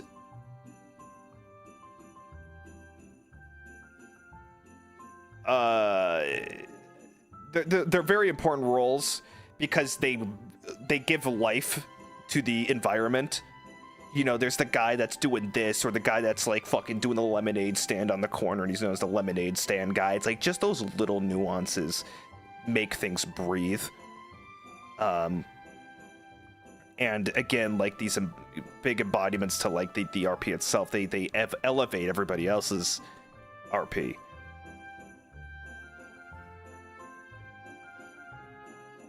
And I think that's such an important thing, that something that I wasn't willing to do, that's for sure.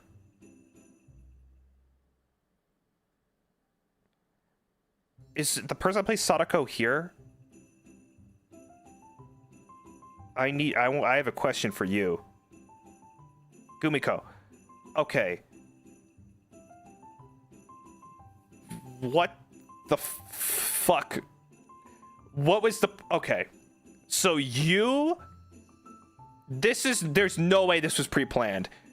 You snapping back into like a normal person by getting LSD, there's no way in hell that was the plan. There's no way. I need to know, because I was thinking like, I thought so. I was like, this had to have happened like in the spur of the moment, and then you're like, oh shit. First of all, was there ever a plan to come back as a normal person? I can't fucking imagine an RP character and you're crawling on the ground going, the entire time. I'm like, oh my, I saw you. Whenever I see you, I'm like, oh, they must be fucking exhausted. What if nobody gave them Lizd? And they are confounded. They are just trapped and imprisoned. And the decisions of the people, it's up to them for me to even experience anything new.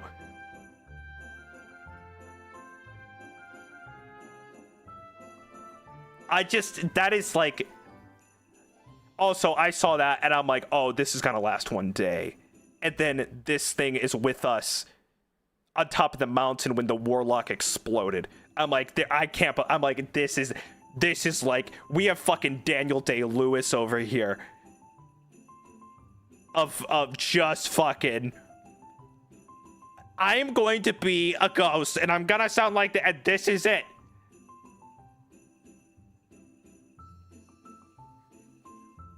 This is it. Oh, big props, because I'm like, man, I'm like, oh my god. I would like feel bad sometimes. I'd be like sitting there, like smoking my cigarette, like, oh, what do we do about the entity? And they're like, and I'm like, oh fuck, I don't have any fucking drugs on. What do I do?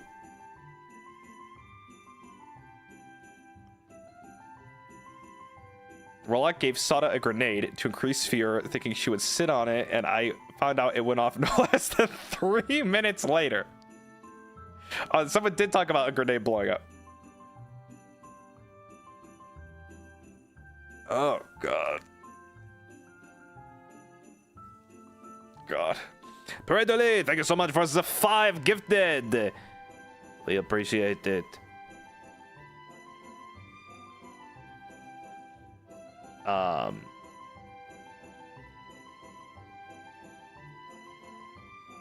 This secret location.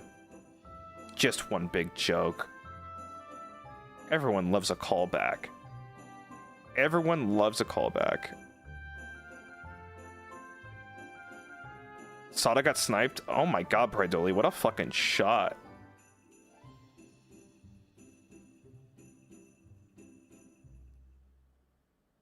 Oh my god, the NPC that kept yelling. That was driving me fucking crazy, by the way. Douchebag! Fuck you! Die! Fuck you! Hey! Fuck you! And like, just... I was gonna go crazy. And then I'm like, oh, how do I make this a joke? Oh, pause every time I get interrupted. So now the mystery on the text, it just sounds like incoherent. Like, it's like everyone's having a stroke.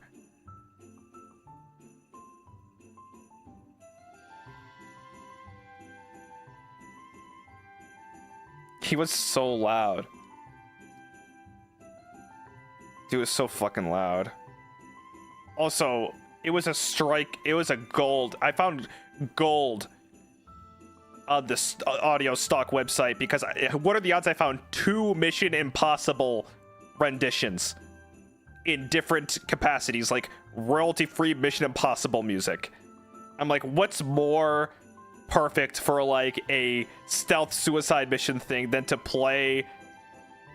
It was like, the music was like dun dun dun dun dun dun dun dun dun dun dun dun dun dun dun dun dun. Like, it was so close, but it just veered off at the last second. I'm like, no, guys, the VOD's staying up.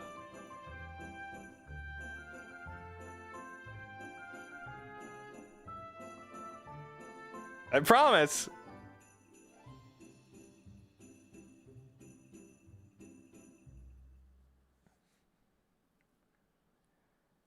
I'm trying to think of other things that because I went, okay, episode 1, like, I'm trying to think of like what my plan was, but I can't give you that much behind the scenes because I didn't have a fucking plan. I literally didn't have a plan. All I know is that I'm like, okay, I just gotta die somehow. It could have been 7 normal episodes of just nonsense, and then the last episode I would have just done like Citizen Kane or some shit. You know, it would have went in that direction, but it just, man, I can't stress it enough that everyone did their part on keeping a, while absurd and ridiculous plot line, they kept it cohesive and everyone was in it together. Not one person, you know, I think everybody deserves a big pat on the back for their talents. Because, you know, all it takes is like a good handful of people to be like, nah, I'm just not, to fuck this shit. But people were just on board. Also, the amount of people that got to, man, people being quiet. One of the hardest things to do is getting people to be quiet in big masses, you know, and the time when like you just had to go like, quiet, shut up, and everyone just went, whoop, quiet.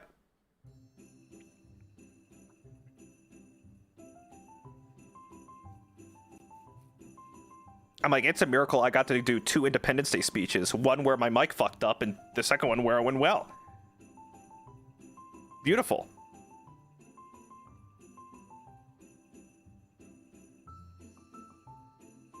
You tell people to lock in. A great word to use for that. Like, oh shit, yeah, okay, here it comes. I'm locking in.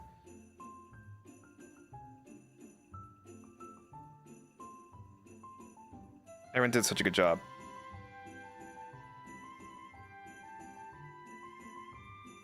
The fuck is a warlock? Your mic was working for us? Yeah, it was GTA. I figured, because I actually pre-tested. I went into like Reaper and pre-recorded to hear if the megaphone worked, and I'm like, okay, yep, sounds good. And then I'm like, oh, fucking fucked up in the... What I should have done is, after the megaphone didn't work, I shouldn't have kept it out. I should have removed it and then just spoke. Would have made the bit better, but I wasn't thinking. I got flustered.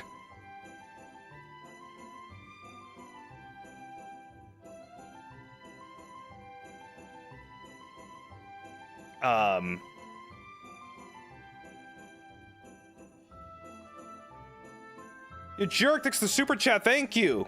A bit late to the stream, but was the ominous gas noises every now and again ever explained. Other than that, I loved every moment, especially the ending. I have no idea what the farts were for. I think it was like people falling over off buildings and dying, or like I'll be honest, I had no idea what those were. I had no idea, you jerk. The farts were supposed to be coded in since season 1. It's just a random script. What an addition. I couldn't place why it happened, but I know it's when people died and fell over. It happened to me once off stream, and it's because I fell off a parking deck trying to get a picture for a thumbnail. And it went bleh. I'm like, oh, huh. But at first I thought it was just God flying around and doing like a soundboard. Oh, I see, B. There you go. Yeah. Bro, someone actually thought I I was like, no. No way.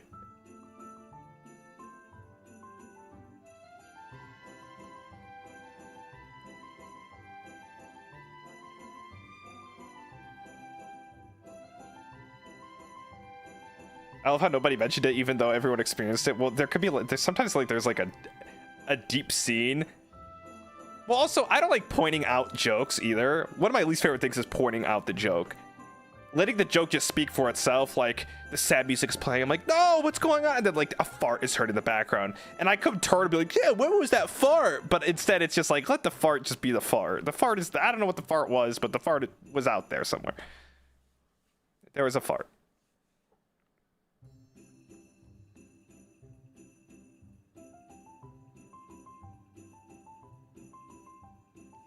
That was like the entity watching over you, mocking you on for any fall or injury you took. That's the headcanon now, you jerk. That's the headcanon.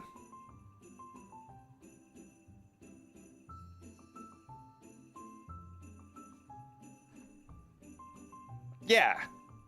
Yeah. God, I've really rattled on about this. I don't know if there's anything else that I can really think about. Obviously, every idea was just a rip from all the films I've watched. I just like movies, so it was such a joy to like deal with like music and framing and stories, and even the thumbnails. I'm like trying to do different tones because I found the filter button in Photoshop, and I'm like, oh, here we go.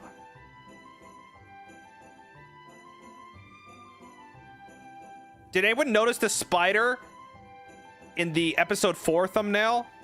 Not the spider web, but I hit a giant spider head in the tunnel.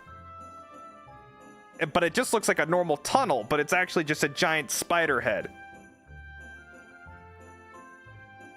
I don't know if anyone talked about that.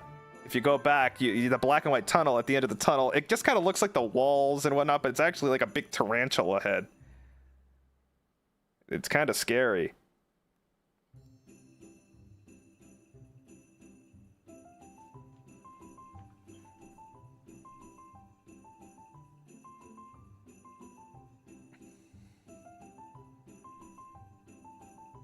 Yeah. Photoshop is my passion now.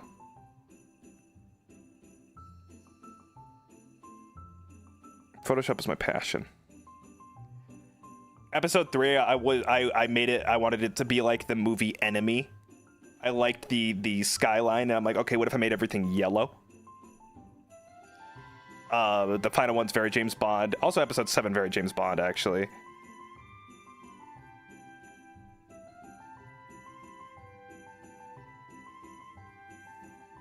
Very James Bond.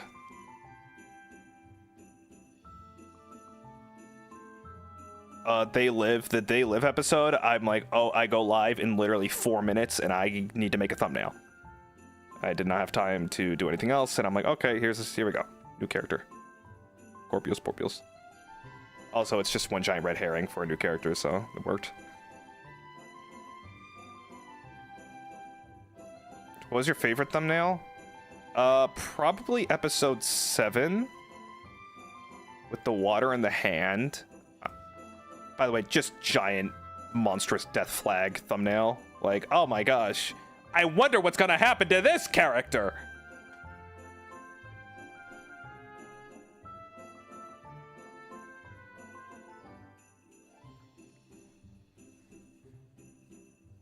I bet he lives. And the finale thumbnail I really liked as well. Those are my 2 best. You could tell I got better. You definitely can tell I got better as time went on. Episode 6 I was in a pinch, but I definitely got better as it progressed. I thought he was gonna end up in the water as his death. Okay, well, fun fact, I was actually wanting to fall into the water. But it just didn't end up that way. I wanted to fall into the ocean because I actually, okay. Oh, that's what I wanted to talk about. Yes, this is what I want to talk about. This is why RP is so cooked in some ways. Like, it's such a shit show. I was like, okay, we met on the pier. We ended the pier. Zapir. He's gonna die on the fucking pier. What's happening at the pier? The entire server fucking fishing trip is happening at the pier, and I had no fucking idea that was happening. And people were calling me, you going to the fishing trip? No, I'll catch up with you. And then turns out everybody is at the fucking, and I was like panicking. I'm like, oh shit, I'm gonna fucking permadeath my character, and there's gonna be 400 people jumping around, and then an EMS has gotta come over and go, and I'm like, okay, what do I do? And I look to my right, I'm like, okay, and I'm DMing Ruse in the exact moment. I'm like, I had to move, I'm actually off to the right now, and I saw that there was this balcony, and I'm like, oh, this actually is perfect. I can get stabbed and fall into the water. But I didn't even think about it, that it turned out well, not only because Ruse can get the cigarette, which he still could have gotten if I fell into the water. It could have been implied that I dropped it. But there's a static animation that I actually needed to be executed to show the full death look. So if I fell into the water, I actually would have just, like, been floating and moaning and groaning and not ragdolling in the water. So it's actually perfect that I did not fall into the water, because it would have looked a little bit more silly. Glad to meet you at Zapir at the end. Yeah, you were on the bike, I think. I think you were at the bike and you're like, is this the fishing trip? And I'm like, no, this isn't it. And then it turns out, no, it was. Because I'm like, surely it's not this pier. Surely I'm not this fucking unlucky. And then a helicopter crashed and exploded on the pier. And I'm like, dude, what if Ruse was 4 minutes late? It could have, like, the drama could have just been gone.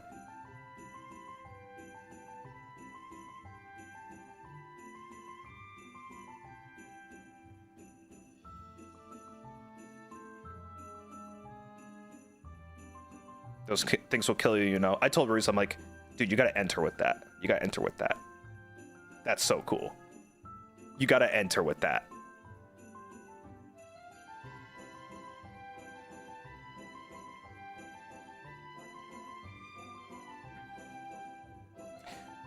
Isu, thank you so much for the 1 month, by the way. Appreciate that.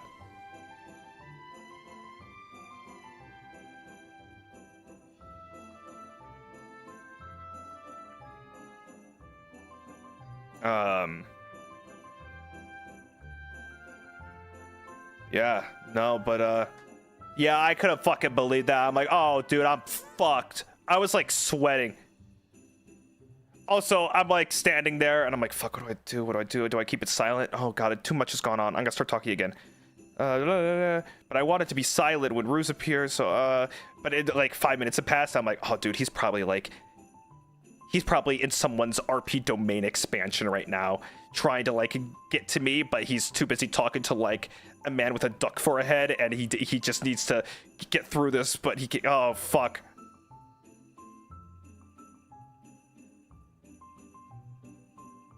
Your monologue never felt like stalling. I didn't want to say anything, I'll be honest. But I didn't want to be like this long drawn out thing, because I'm like, okay, what am I, fucking A24 over here with the 15-minute unspoken still shot? Like, come on. And then my mic broke. My mic broke. On that's bad directing. Which I had planned out already. I didn't know what I was gonna say, but I wanted the line to be "that's bad directing" because I'm like, okay, obviously he doesn't get away. Obviously, you know, heroes don't win and life gets in the way. And if all of that were to be wrapped up in a nice big bow, that's just bad directing.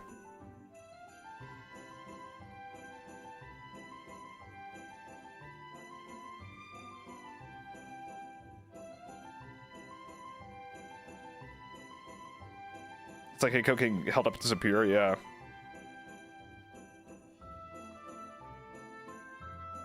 It didn't break. Your whisper just didn't get picked up in GTA. Man, I got fucked that day. He was busy being asked if he wanted grandchildren. I love multiple POVs because the tone of each stream could just be so catastrophically different from each other.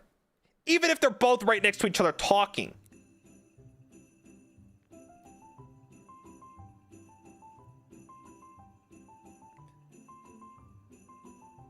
I honestly didn't expect Gavin to die after the victory on Mount Chiliad. I would have expected him to sacrifice himself during the battle, but your ending was peak cinema. Exactly, yeah, I think that's what everyone was thinking. That I was gonna die, because that's what I wanted. It's like, oh, of course, he's gonna die fighting Satan. Of course. Of course, because, you know, that's what we're all building this up to. But no, it's the grounded small scale thing that barely was touched on until it was just little crumbs and it wrapped around.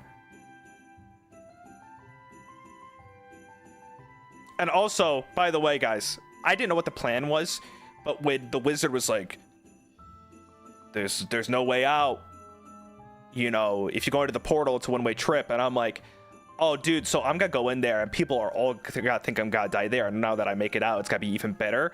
And then I went to go finish, I called it my Mass Effect 2 dialogue options. I went around talking to my party right before the suicide mission. I'm like, hey, Rex, it's been fun, hasn't it?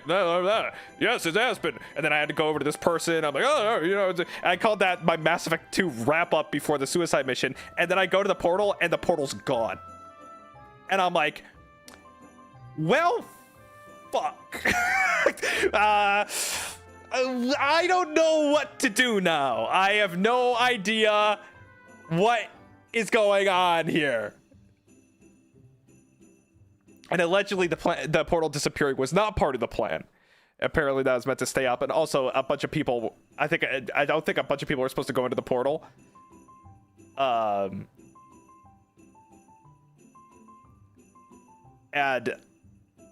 I heard it may have been a shit show.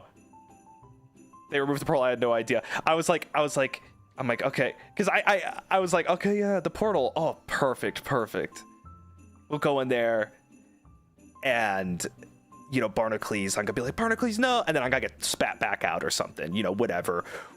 I still don't know what it looked like in there. I haven't seen the other POVs. But I'm like, oh, I guess the the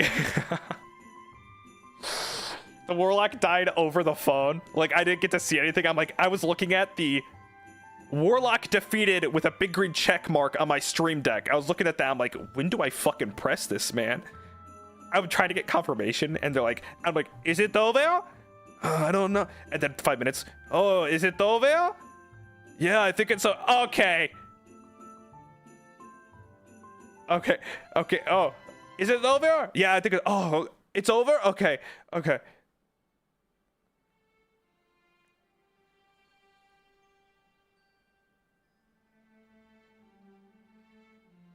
No, okay, finally. My 6 minute track can go off.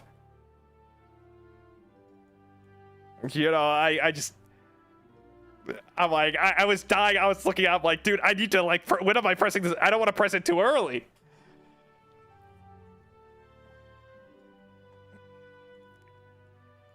But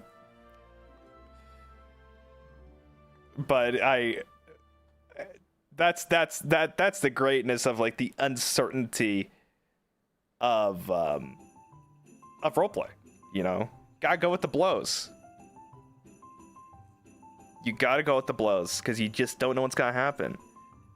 And I think I think it's a skill in some ways to just be like going with the yes ands of other people's situations, or what you gotta be like, you gotta be ready.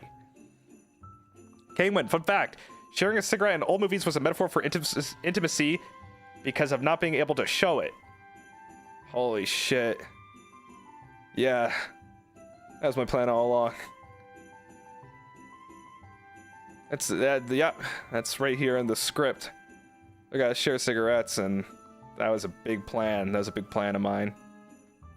I should have just started the stream and just gone on here like a big asshole. I've been like, oh, yeah, actually, if you refer to season 1, episode 2, I actually said this line of dialogue, which was actually a metaphor and also foreshadow for the years to come. It was always part of my plan to have a warlock involved in the overarching subplot of Huntrix, and I planned it from the start. I knew I was gonna get kidnapped.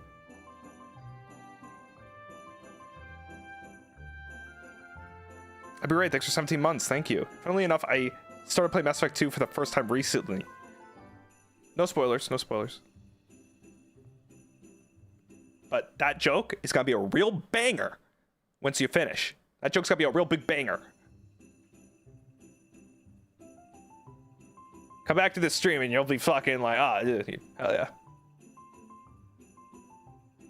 I love how you and Bumtrix were so totally spies coded. Yeah, they were totally spies for sure. It was Despicable Me mixed with totally spies for sure. Halcyon Horizons, thank you so much. Thank you for the VTRP director's cut. Thanks for listening. I'm really glad people liked it. I never, but you know, it's funny because I'm very critical of everything I do, whether it be singing, whether it be streams in general, whether it be anything I do in life. But for once, I finished this and I'm like, yep. People like that. I know they did, because I did.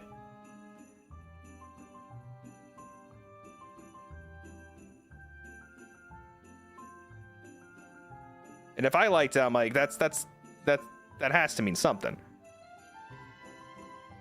And as long as I liked it, that's really a big important thing to me.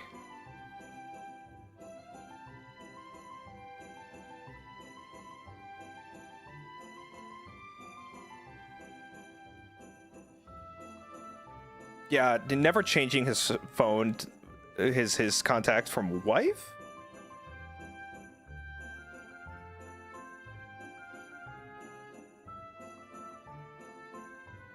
Did you like season 1? I did, yeah. Well, I think I said in a year in review, I think best series of last year got the award to GTA, I believe.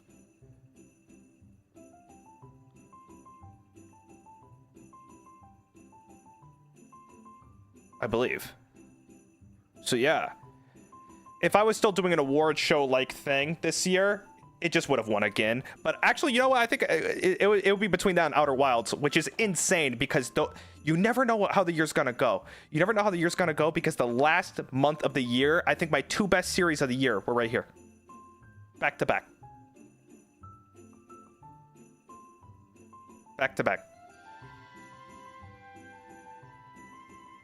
Fucking crazy.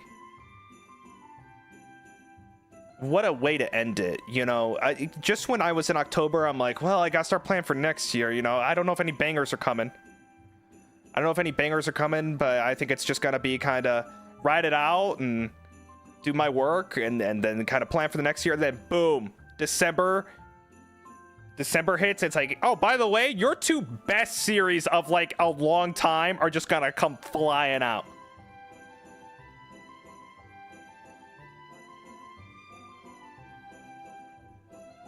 Kikuri, thank you so much for the super chat. Thank you. Sir Bettel, I've come with great news. I passed my pharmacy exam. Hey, congrats! I'm now a certified battalion tech. If you need any medicine or need to be, given a vaccine, just let me know. Okay. Yeah, that sounds great. Thank you.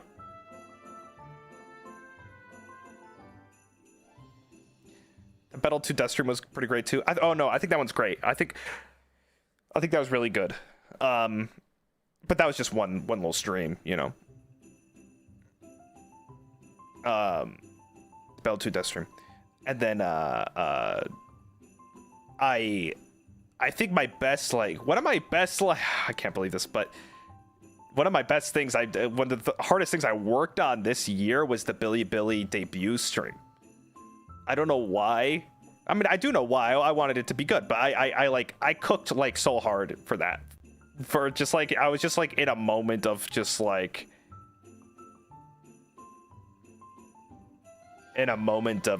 just like, I guess I was just had an idea, an inspiration. You can definitely tell when I'm feeling something, when I'm like ready to hit the ground running with stuff. It's not that I'm like uninspired or I don't want to, but I really gotta be like, the switch needs to be flipped for me, and I can't just flip it willingly. I can't just be like, okay, time to lock in. With me, it's like, it needs to be like this random moment. It could be a Tuesday afternoon. It's November 23rd. I don't know what's going on, and oh shit, oh wait, okay, and then this, and then this, and then oh, here we go. You know, my pre-planning is not very good, and I think it's just how I'm wired. I'm done trying to like force it. Last year you seem more burnt out. Well, I had a pretty bad year last year, I'm not gonna lie to you. This year was leaps and bounds better. It's crazy what a better year does to your mental health. I had some real personal life hurdles last year, so I think this year definitely kind of rounded me out better, which is good. Yeah, the vacation. Yeah, my Japan vacation. I think I owe it all to that. I'm not gonna lie to you. I had to deal with jet lag afterwards, but it really... I can't, like, explain this or describe this enough, but I think it was my first vacation since I started. I think I went to New York once, and that was kind of a vacation, but everything else had, like, this layer of work to it. No matter, like, the Japan trips or no matter where I would be going, there was always an element of getting stuff done. But that one Japan trip, I just said, nope, we're just gonna... I'm just gonna do nothing. I'm gonna eat like shit, I'm gonna drink, you know, my life away, you know, or whatever.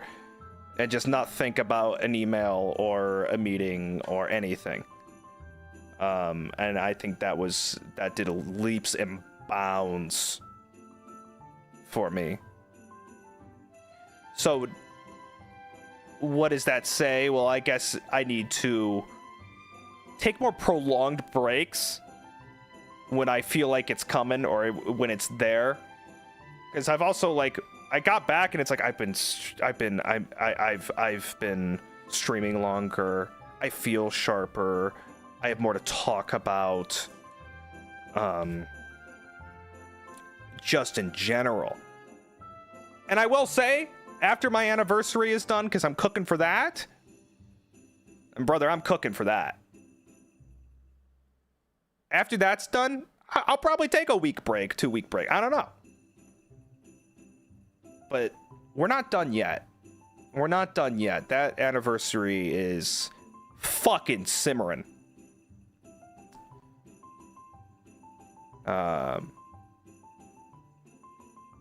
So, what else is new with me? I emailed a vocal coach last night. See if we hear back from them. So we get to start the year nicely with maybe some new experiences for me. Pulling the trigger on that as much as I can say. Well, okay, so to be very frank with you, I tolerated my voice well enough, you know, throughout the years of being here, and I completely understood that being here in the idol company that I needed to sing, and I was more than willing to sing.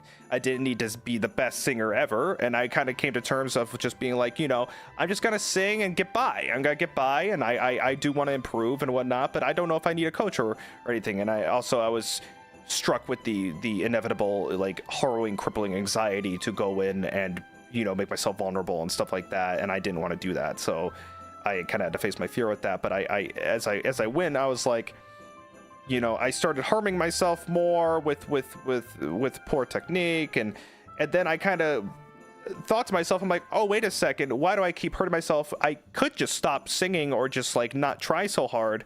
And then I kind of evaluated it, and I'm like, oh, wait a second, I'm passionate about this.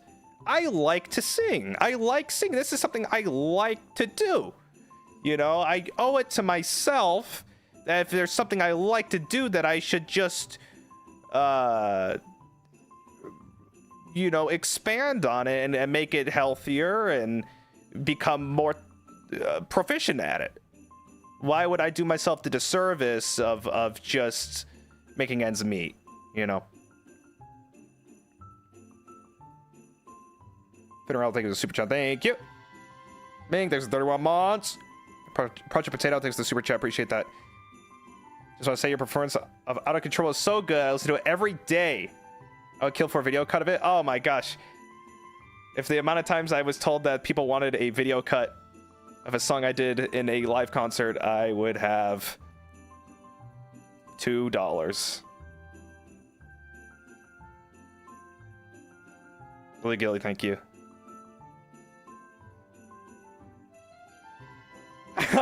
No singer makes me feel like I'm a 13-year-old discovering new music on my iPod Touch like you do. That's a big compliment. Thank you.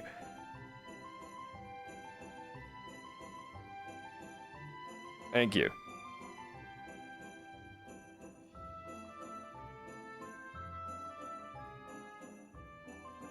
So is there chances on a karaoke on the end of the year? You know, funnily enough, I don't know. I was thinking of doing a practice membership karaoke towards the New Year's end of things, which is still up in the air, whatnot. I will say I am recovering a little bit from some vocal strain because I was talking like this the entire time, and I was going on for hours on end each day, and then I was also practicing vocals, and then I would jump into the stream and talk with the, you know, I definitely, you could probably tell I was kind of like adjusting my throat and stuff. I'm like, you know, kind of dying by the end of that stream, these few streams here. So I want to be slightly careful here and not overexert myself, because I actually had it on my schedule, which I'm about to show, a practice stream of karaoke, but I actually removed it in the last second, because I'm like, you know what, let's not be silly here.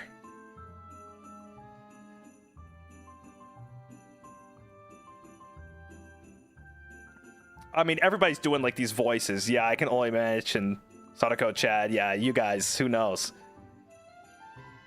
Hey, to Samir Shark, thanks for the 5 gifted. Appreciate that, pal. Thank you so much. Oh, Ashi, thanks for 33 months. Thank you. It was an amazing week with Gavis Bettel and the behind-the-scenes talk. All best with singing and vocal coach. Thank you, thank you, thank you. Not confirmed yet. I just sent them an email, you know, but just know that I am making the rounds to get something done. Cassie, thanks for the super chat. Thank you. I'm glad you're listening to your heart, mind and body more. It shows your performance, strength, and abilities. It's rewarding to see you succeed. I'm happy for you. Cheers on healing. Thank you. Yes, cheers. Cheers, Cassie. Appreciate that for the super chat. Thank you so much. Wolf from Senior with the peak super chat. Thank you. Thank you so much. Jilly, it broke my heart when you mentioned being afraid to sing / hurt yourself again because you clearly like doing it.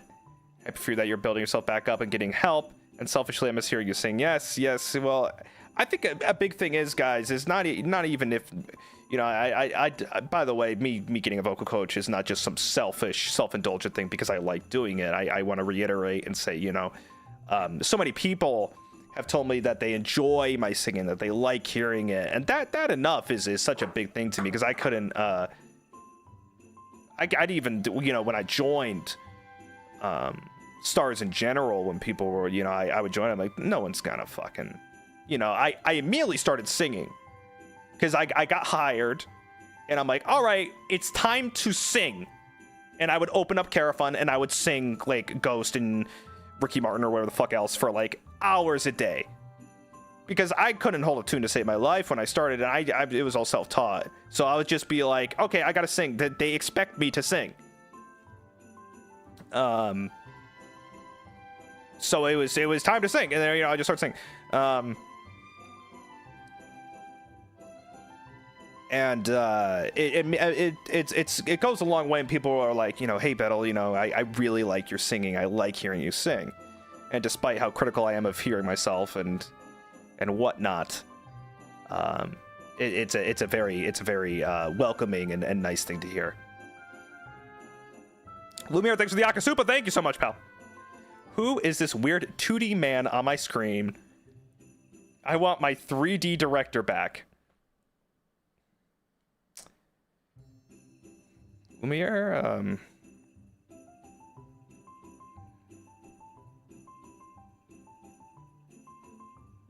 thank you so much for the Akasupa, pal. Thank you so much. That's very kind. That is very kind. Very generous. Thank you so much. Thank you so much. Me when I wake up from a coma? 1 week coma?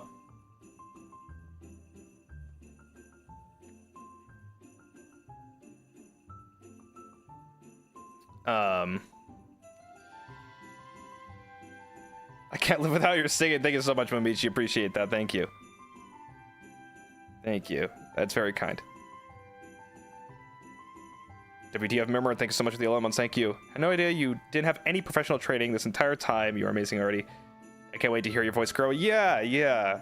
No, all self-taught, hence my awful technique. Because I'm like, oh, that sounds good enough. What if I just fucking do it like this? I've actually been practicing a lot in my downtime in general, and I've already picked up some new techniques on my own that have greatly helped. But I definitely need somebody to like be like looking at it. Just YouTube videos won't go far enough.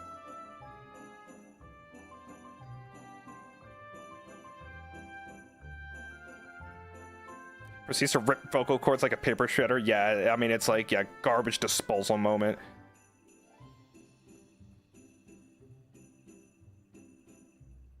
Yeah, breathing control. Yeah. I'm trying to not take like big gulps of air, because even in my recordings, you know, I hear myself going, you know, sometimes, and I'm like, well, how do I like maybe not do that? And I kind of like, I learned that like some people said like for breathing and breathing in, it's like when you breathe in like you're about to speak and say a word, but don't let the word come out. And I've been kind of doing that, and it's a much quieter and maybe less harsh way of kind of just getting air in there, and that helped me. I have a good picture in my head. I don't even know if that's true. Watched one YouTube video. I have no idea if that's even what you're supposed to do.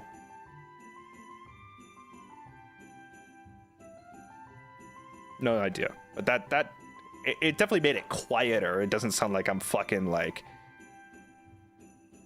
you know, coming out of the water from a dive or something. And I'll still probably do it, you know. It's gotta be hard to break such long muscle memory.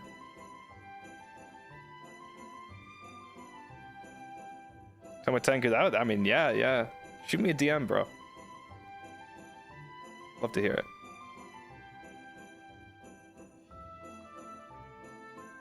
I'm good.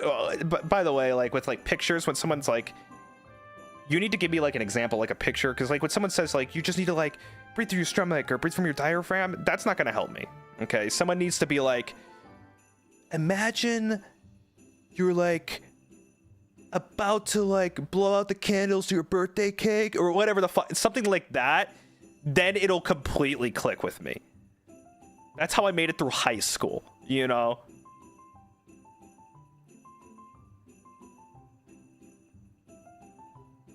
I was working out. And I wasn't quite getting what I needed to do in the exercise. Oh, I forgot what it was. I think it was like a squat thing of some kind. And I wasn't quite getting it, and then they're like, you know, imagine you're about to sit in a chair.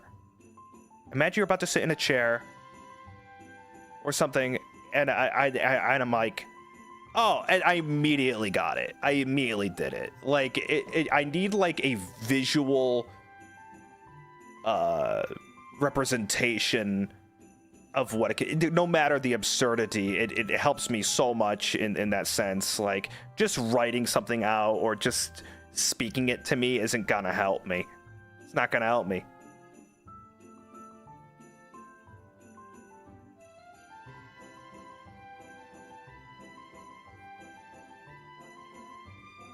I forgot what I was doing. It wasn't a squat. It was like a you get in that squat position and you lift the bar. Like it was like a squatting. I don't know what the fuck you would call it.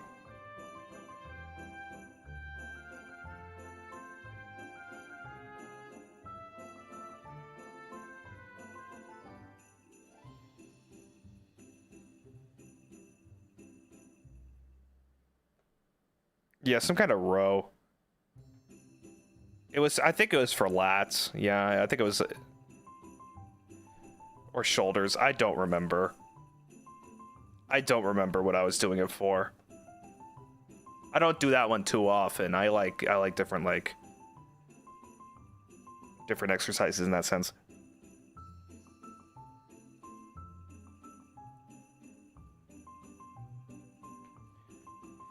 But yeah, that's kind of, gosh, that's all oh, 2 hours and 15 minutes. God, you're gonna get wide. Yeah, I can't. Well, these 2 weeks, Outer Wilds plus GTA, I was not going to the gym. And let me tell ya, I went to the gym today. Things sure were fucking heavy. All it takes is 2 weeks of just not going, and you just, everything is real fucking heavy.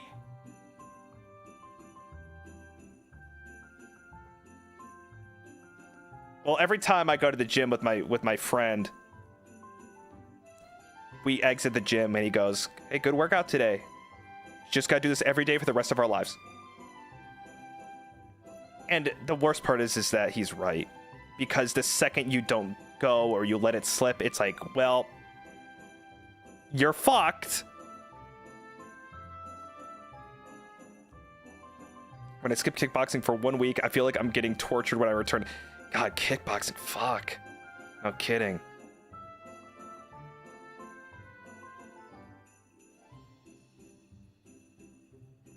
Does Battle 2's Ghost go with you? I think he's getting back into it. I think he got a membership again. And yeah, when I don't work out, it's like, fuck.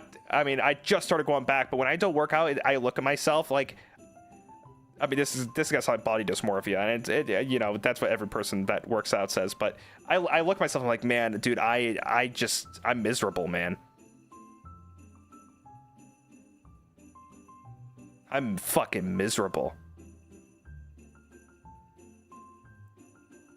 Like, my mental tanks, and I feel like shit.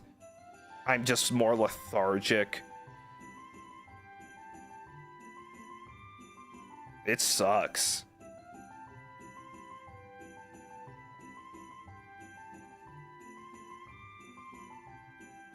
But I'm officially going back.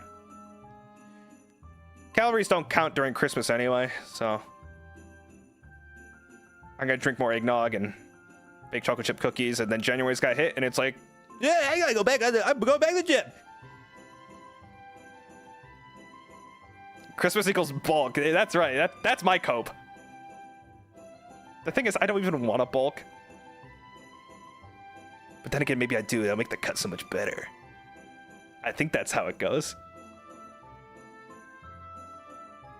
I just go, you guys. I just go to the gym. I don't really know anything. I'm not about to act like I know fucking anything. I've been going for like a year and a half. My mate Jay, thank you for the super chat. Thank you for sharing today. Sharing with Outer Wilds. It's been a long and wonderful December. Looking forward to welcoming 2026 with you. Yes, looking forward to it. This year, I will be honest, was such... I mean, I'm not even gonna... I should say this during... Well, I'll just say it again, but... this year, it's so much better. Yeah, but man, it felt so fucking long! I love that! I love looking back and looking at the year. I'm like, oh shit, that was this year? That was this year. Oh, fuck. A year that feels long is like a big moment. Titanics, I'm not even kidding. When I get sick, the first thing I think of is, oh, fuck, I can't go to the gym now. I'm not, oh, this has got to get in the way of fucking everything, bro. The Gerd arc? Yeah, that was the worst arc of this year. That fucking sucked. That fucking sucked. That was during August 19th, which was also just awful. The 24-hour stream was so fucking exhausting. I can't even, oh, Jesus. I lost my voice.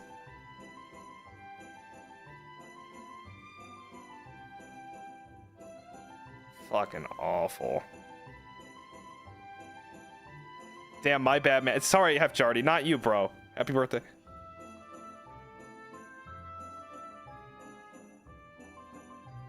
I missed out on a lot of shit because of that vocal stuff.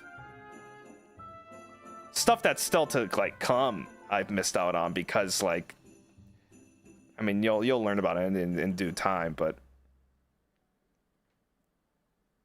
it really fucked me over.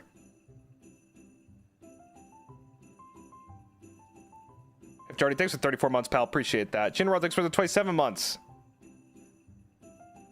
I was busy and I haven't been here for a while. I was just hearing you talk and yap so much, and I'm glad you had a better year this year. Yes, thank you. Thank you, Jinro. Charles Rogers! Holy fuck, 34 months. I think this might be the first time I've seen you, though. Let's see. What's up, Gavis? First time viewer here. God, I fucking knew it, dude. In days of yore, man gazed upon the cosmos, contemplating our place among the stars. Today, Gavis on the telly. You know, it might be the first time that I might agree with the thing that you said. What's out there in reality?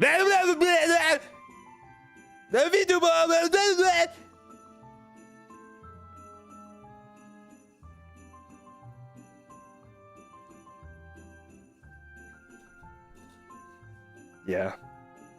I wonder what like fucking Socrates is thinking. Actually, this would melt his brain. He must be thinking this is fucking insane. He doesn't even know what a fucking cartoon is.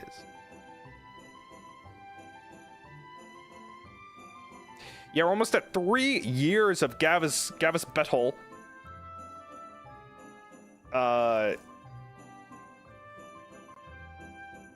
It's felt longer. I'm not gonna lie to ya. 3 years is a long time, but it's felt like 10.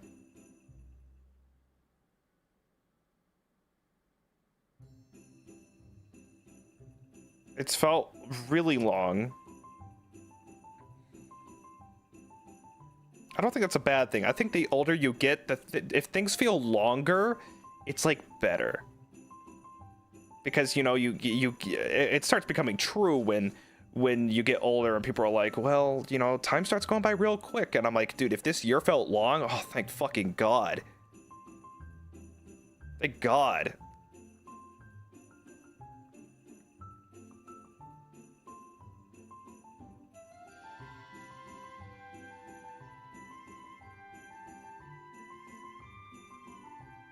It's depressingly true. You know. Ups and downs each year. You're gonna be 30 soon, can you imagine? Couldn't possibly imagine being 30. Couldn't fucking even remotely imagine such a ridiculous concept.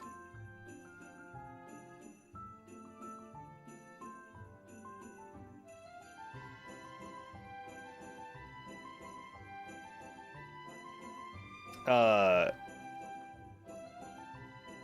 any other VTuber like count up on their age? Because technically, I think I was supposed to be forever 27.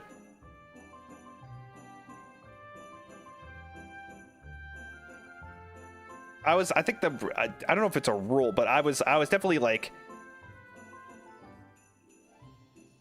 I was definitely meant to be forever 27. Roboru does. That's my goat right there.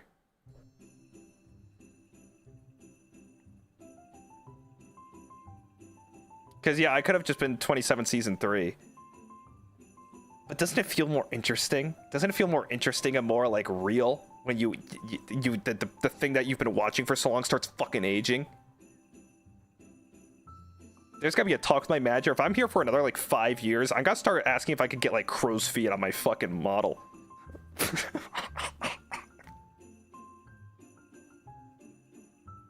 Subtle details. Subtle details, like, just like small tiny nuances. If I'm here for 20 more years, I'm like way older. Like, imagine that. You know how badly I want to be like an old man? That's so cool. But then I'll be 45. I'll be here and I'm 45. I'll be like, fuck. I want to look young again. I want to look like the pretty end. Oh, fuck. What have I done?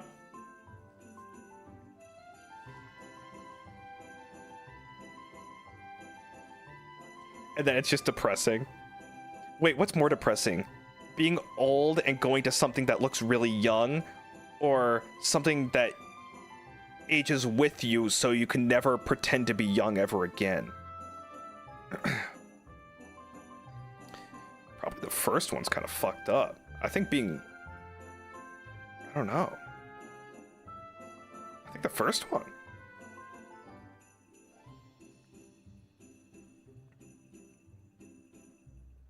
And in reality, that one's gonna be more likely to be what I'm gonna run into.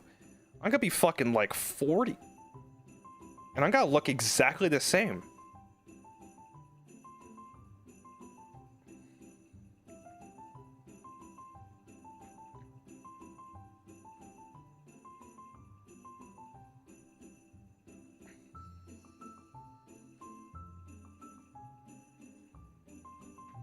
No, early 20s was weird, but mid 20s was pretty epic. Not gonna lie, mid 20s, probably the best years of my life so far.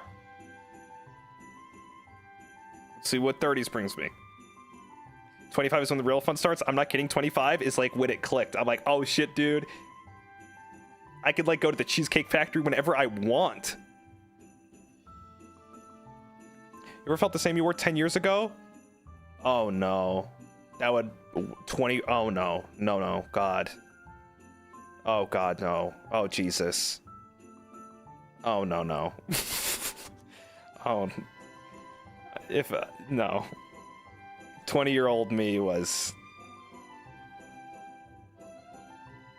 a absolute calamity.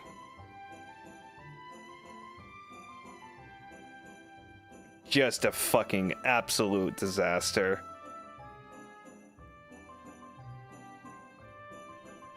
Also, I don't know about you guys, but I go to the coffee shop. Everyone thought I was 24. And I go, I'm 30. And for some reason, I love that. I love telling people I'm 30. There's such a... Why does 30 feel cooler than being like, I'm 29? I'm 29.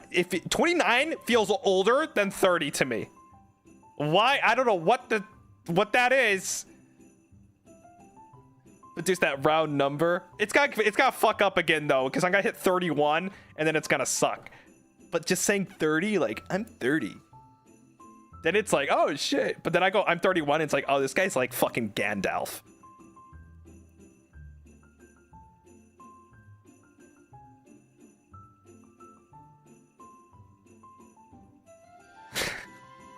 No offense to anyone 31. I'm right there. I'm liking it so far. Just say 30s. Oh, true. That's true. But then what if they go too high? I'm like, I'm in my 30s and I'm 31. They'll be like, oh, this guy's like 37. They're gonna think I'm even older. I'll be fucking it all up.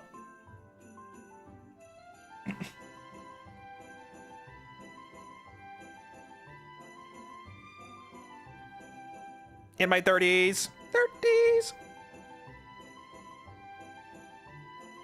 Going to the coffee shop looking like I'm 20. 20s.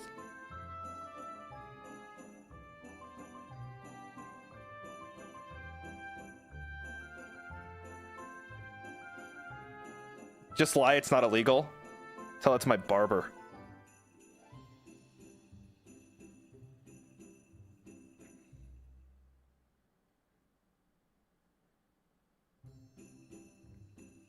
They'll probably put me away. They found out all the horrible lies I've told. Not the current barber. Not the current barber. My old barber. About the barber story where I said I had a wife. We all know that story, for the most part. Yeah.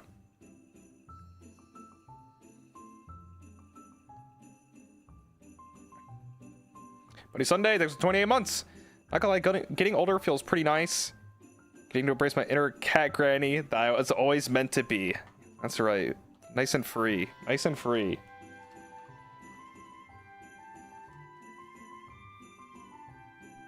Well, I look at like people like, I don't know, like Tom York from like Radiohead. He's like 57, but man, he looks so good to me. I'm like, oh shit, man, that's still, we got ways to go before we start looking old.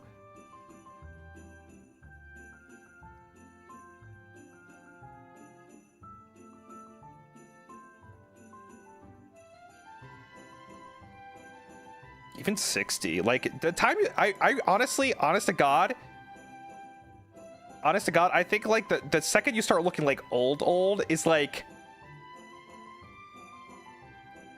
this might sound crazy, but 70. Like 70 is when you're like, you look like a fucking, I mean, you just look old, man. Like this guy's old. Like, but before that, it's like even 60 is like, man, that guy looks pretty fucking good.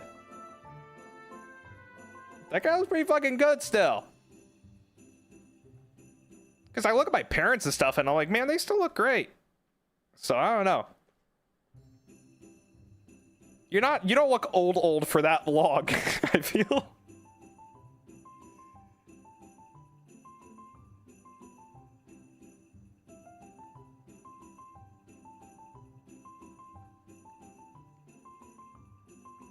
But who knows? I might age like a fucking... I might age like an Xbox 360 game or something, I don't know.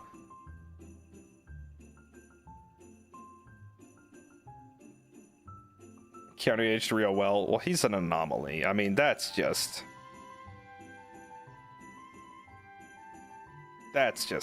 fucking crazy.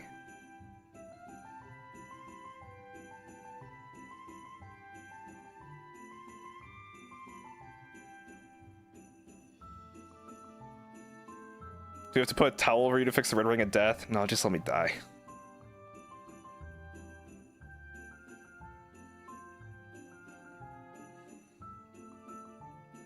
Just let me die. Don't put me in the freezer. I hope you age like Halo 3. It's the nicest thing anyone could ever say to me. But I'm probably gonna age like Army of Two.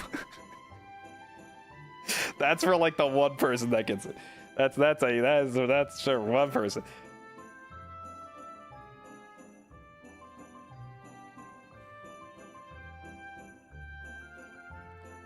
Oh god. Hey, I liked Army of Two. You used past tense. All I'm saying, I'm not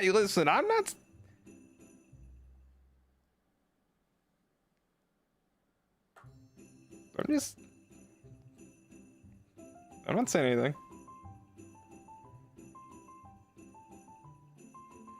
I never actually played Army of Two. I just saw it at Blockbuster. Actually, it may have been GameStop. I don't think. Well, maybe Blockbuster, but Blockbuster was on its way out. So I started a playthrough of a game that is too long to do on stream. I just don't, I got Outer Wilds myself here, but I'm attempting a playthrough with some friends offline of Baldur's Gate 3 just to see how I like it. And I've only played 50 minutes of the game, and 45 minutes of it was in character creation, and I moved my character once on the screen, and I went, and I X'd out, and I closed the game, and I have never played it. So I think tonight I'm gonna try and start some Baldur's Gate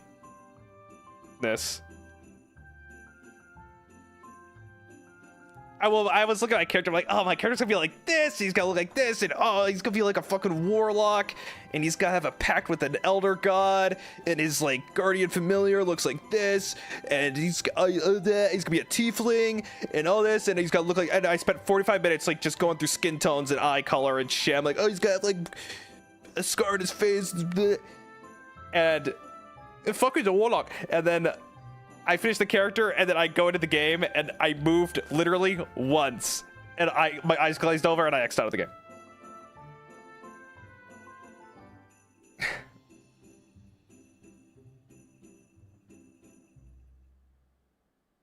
And it would probably make a good stream series, but I think, first of all, I think it requires a dedicated party, and I don't even know if I'm going to be part of the dedicated party group. And it's so fucking long, and I think my friends and I are always just looking for something to play or do, and I'm like, well, what about this fucking game that everyone just rant and raves about in one game of the year? And maybe we just play it like for an hour or two when I'm just not doing anything in my own time. So that's where we are, and I don't want to play it by myself. And getting the other boys in on it sounds like a fucking just nightmare. Not to anyone's fault, but we're all so busy, and everyone's doing everything else, and everyone's got to stream. And if I were to get 5 people, we're all on different time zones, we're all on different schedules, and I don't want to play it by myself, so I don't want to stream it. I think leaving it where it is.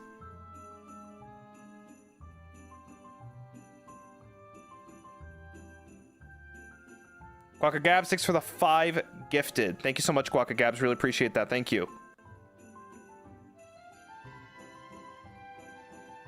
It's nice to keep some games for yourself. Well, I love games to myself, I'll be honest. I love doing that. You told Florian you play Batman next month? Was I drunk? Mind update us on your playthrough? Yeah, I can let you in on it. Have you played Hades 2? Yeah, I played that on the plane to Japan.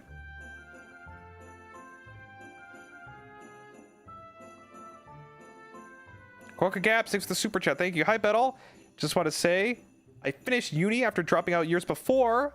Thanks for helping to keep me sane with my school projects. By the way, one of your weekend review streams is credited in my final senior research papers. What? For what?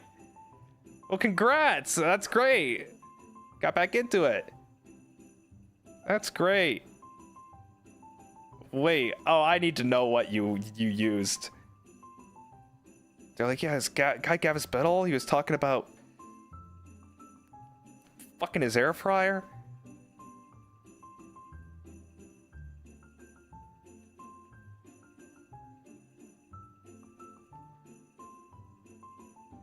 Communication research on online streamers. Ah.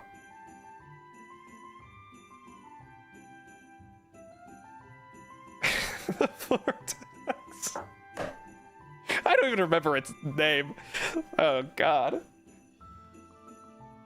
It was just a fling, guys.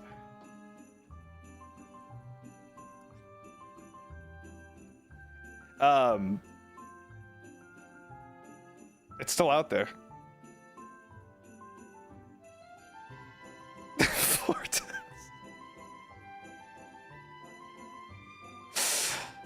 Oh, God. What a time to be alive. I don't even remember that stream.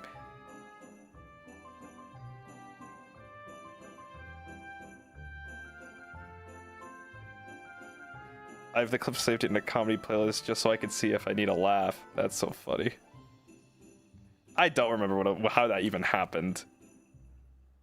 Oh, I think everyone told me to get an air fryer, and I was unboxing it on stream, and then I was reading its like abilities. And they're like,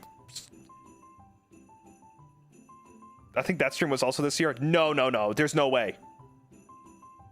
That was definitely last year. The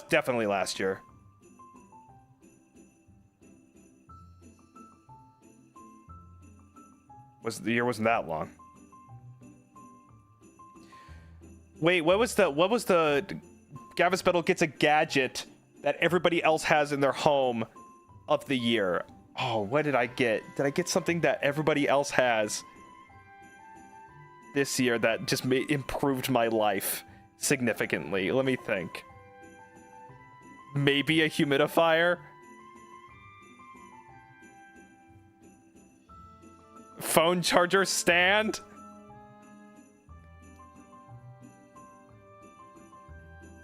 Guys, I'm not kidding. I think oh, the blender. I broke that thing already. That thing was not great. That thing stunk. I think the actual winner is a coffee maker. I just had a French press the whole time, but I got a coffee maker and it changed my life.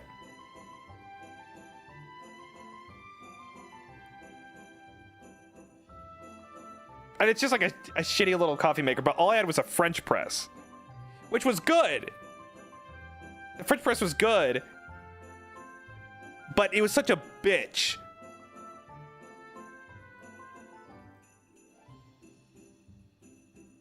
It was such a bitch. Like, I had to and you had to clean it every time, and I hated that thing. Just get the coffee in the mug. Also, I've gotten to the point that I just like coffee so much that I don't even care. At first, I was like, I watched an old VOD of mine, and I'm like, guys, I don't even like coffee. What I do is I get coffee, and I get chocolate syrup and whipped cream and sugar and whole milk, and that's my coffee. And I said that when I first joined. That was something I said. And now, I'm like, dude, I just want to drink sludge. I just want to drink sludge. And I put some like oat milk in there, maybe a little bit of hazelnut shit.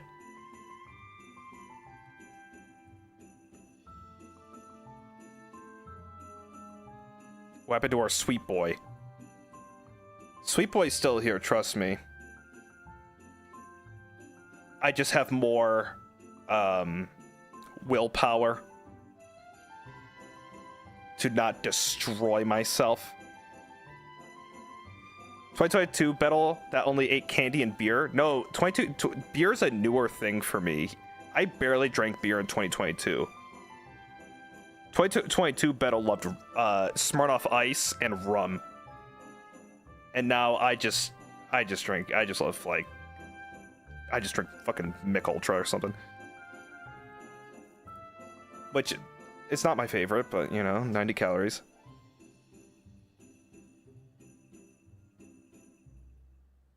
Which is the biggest lie. I tell myself that I'm like, well, it's 90 calories. It's still fucking beer. Machikatsu, thanks for the super chat. Thank you. You're so funny, never change. I'm talking about how I just changed my palate. When you debuted, you said you liked sweet cocktails that were toxic colors. I still love a good blue drink. Trust me. But yeah, I haven't had one of those in over a year. It's always just some kind of other thing now. Ever got back to Brisk? No. No, I've moved on, I'm afraid. Appreciate your improvement in every aspect of your life. Well, that's what this job did. Definitely made me improve. And when I moved, my moving arc was a big one, which was because of the job. You know, I was able to do so, but moving allowed me to change pretty much every awful thing that I did. Because, you know, I was, oh God, I remember I would turn on a movie.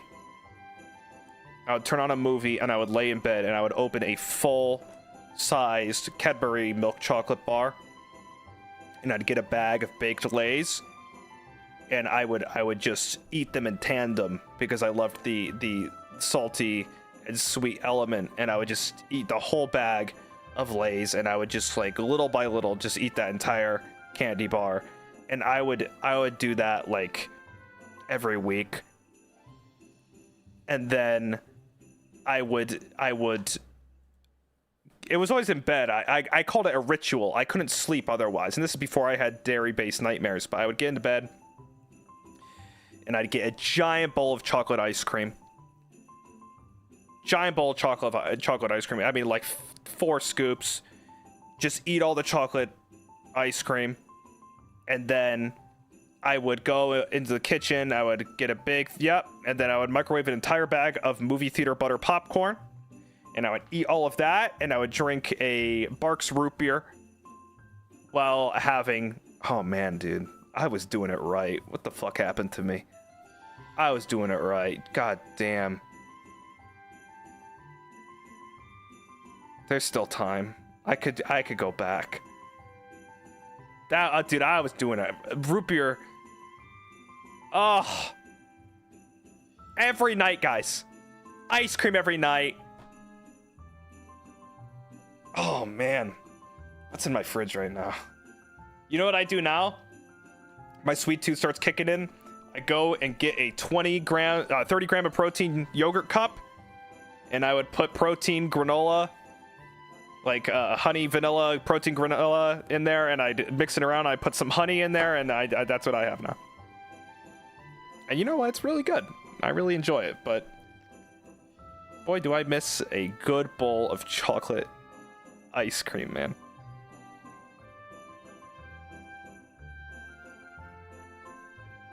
I would get a big bowl, man. I would get a big bowl. Is honey also protein rich? No. I think it's just like, it's good for my throat, and I just like it, so I just put honey on there. I don't really know what is in honey.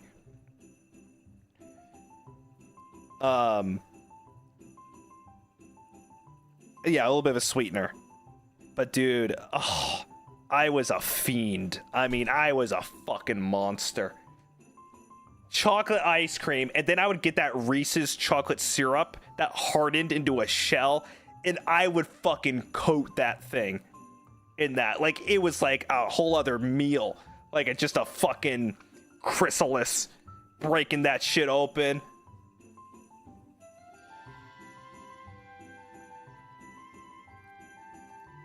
Cheat day meal. The thing is, I don't allow ice cream in my home anymore because I have no resolve. The strongest thing is me passing the aisle in the grocery store, because if I were to put it in the cart and purchase it, I'm not gonna go like, oh, maybe just 1 scoop. No. We are far past 1 scoop. I am destroying this thing. We failed the willpower check. That was long ago.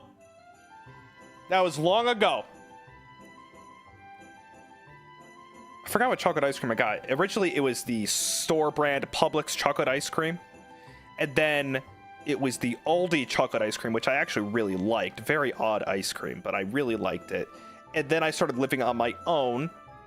And then I started getting all bougie with it. I'm like Haagen-Dazs and Ben & Jerry's and shit. And just went crazy. And I get those break and bake cookies, and I will eat 48 of them. I would get those break and bake cookies.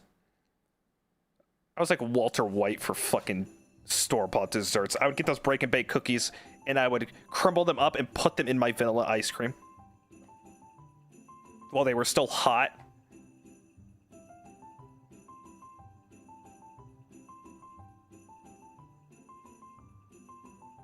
God, I should go to the grocery store. I might go to the grocery store and get some ice cream just once, because it's before the year ends. Do some December maxing.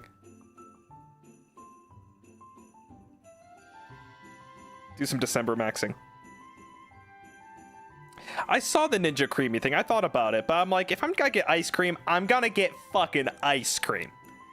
I don't believe in ice cream compromises, you know? It's either get ice cream or don't, for me. Because then I just get yogurt, you know, and yogurt is a great like pseudo sweet thing for me.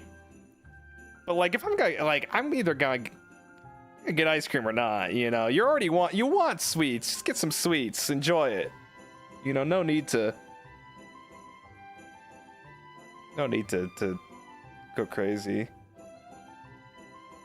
Probably tastes like ice cream, real ice cream. No, maybe I'll get it. I don't fucking know.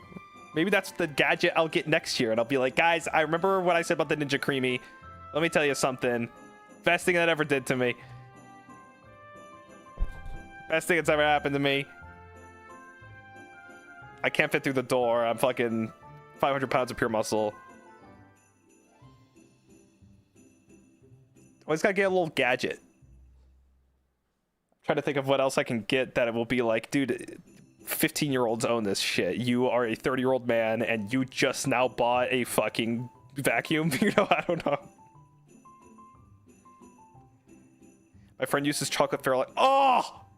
Chocolate Fairlife milk. Fuck! That might be the best chocolate milk out there, bro. Shit! That shit fucks.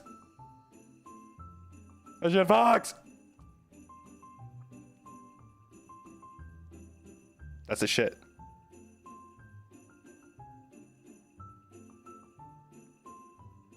Well. Oh! My schedule.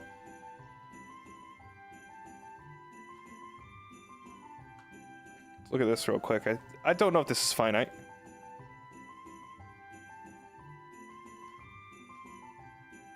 Okay. Okay. So, Wednesday week in review. That is today. Tomorrow we have Once Upon a Katamari. Better see fucking Krista there. Collab on Friday. Is that the League of Legends? Yes.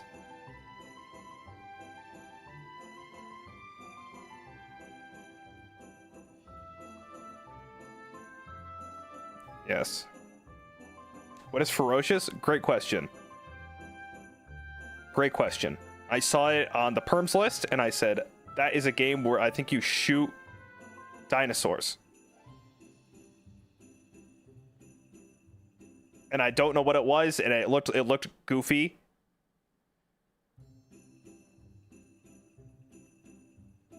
And I put it on there. I do have a collab at midnight on Friday, yes. Or on the 19th. Where is that? It would be, I think, midnight the 19th, so that would be the start of Friday. So I have a quiz thing. Battle of the Geese. I'll retweet that soon. You guys will know about that in a moment. I just don't have it in my schedule because I won't be streaming it.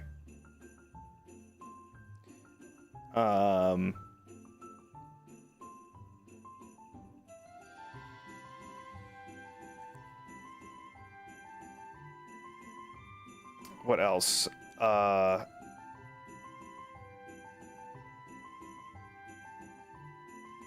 me see. A Billy thing this week? Oh shit. Maybe. I don't know anything about that. I've not been pinged about anything about Billy related, but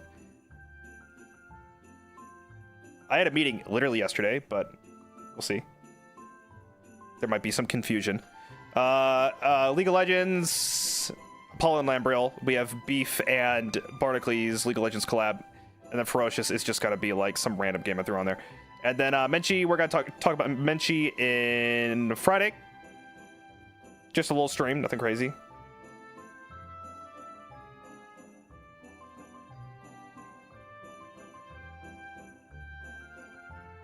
Yeah, League collab. The League of Legends. The League of Legends. Can you fucking believe it?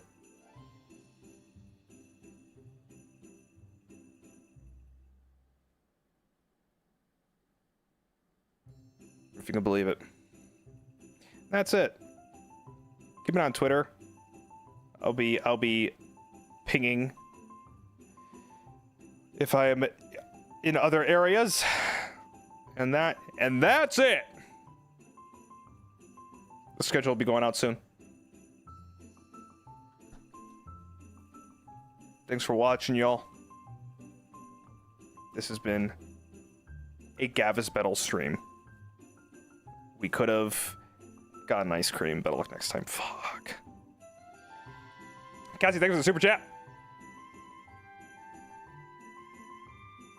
Chocolate mint shit. Chocolate mint. Yeah, it's gonna be a late collab.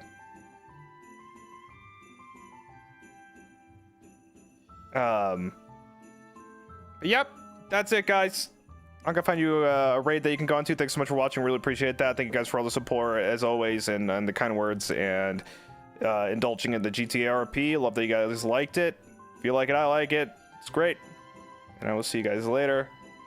I don't know who's streaming. Let's give that a look. We'll do a little quick little look here. Crimson Rose. Actually, did I raid into him yesterday? You know what? I'm gonna raid somebody that I haven't raided in a while. I'm gonna raid Octavio. I think he's doing VTRP like right now. You guys should go see Octavio. Go see Octavio. Go see Octavio. He's doing VTRP. You'll go see what the Blue Mage is up to. Thanks so much, guys, for the kind words. Thank you. Really appreciate that. And I'll see you guys next time. Have a great rest of your day. I'll be here tomorrow with Once Upon a Katamari. Catch ya later. Good night.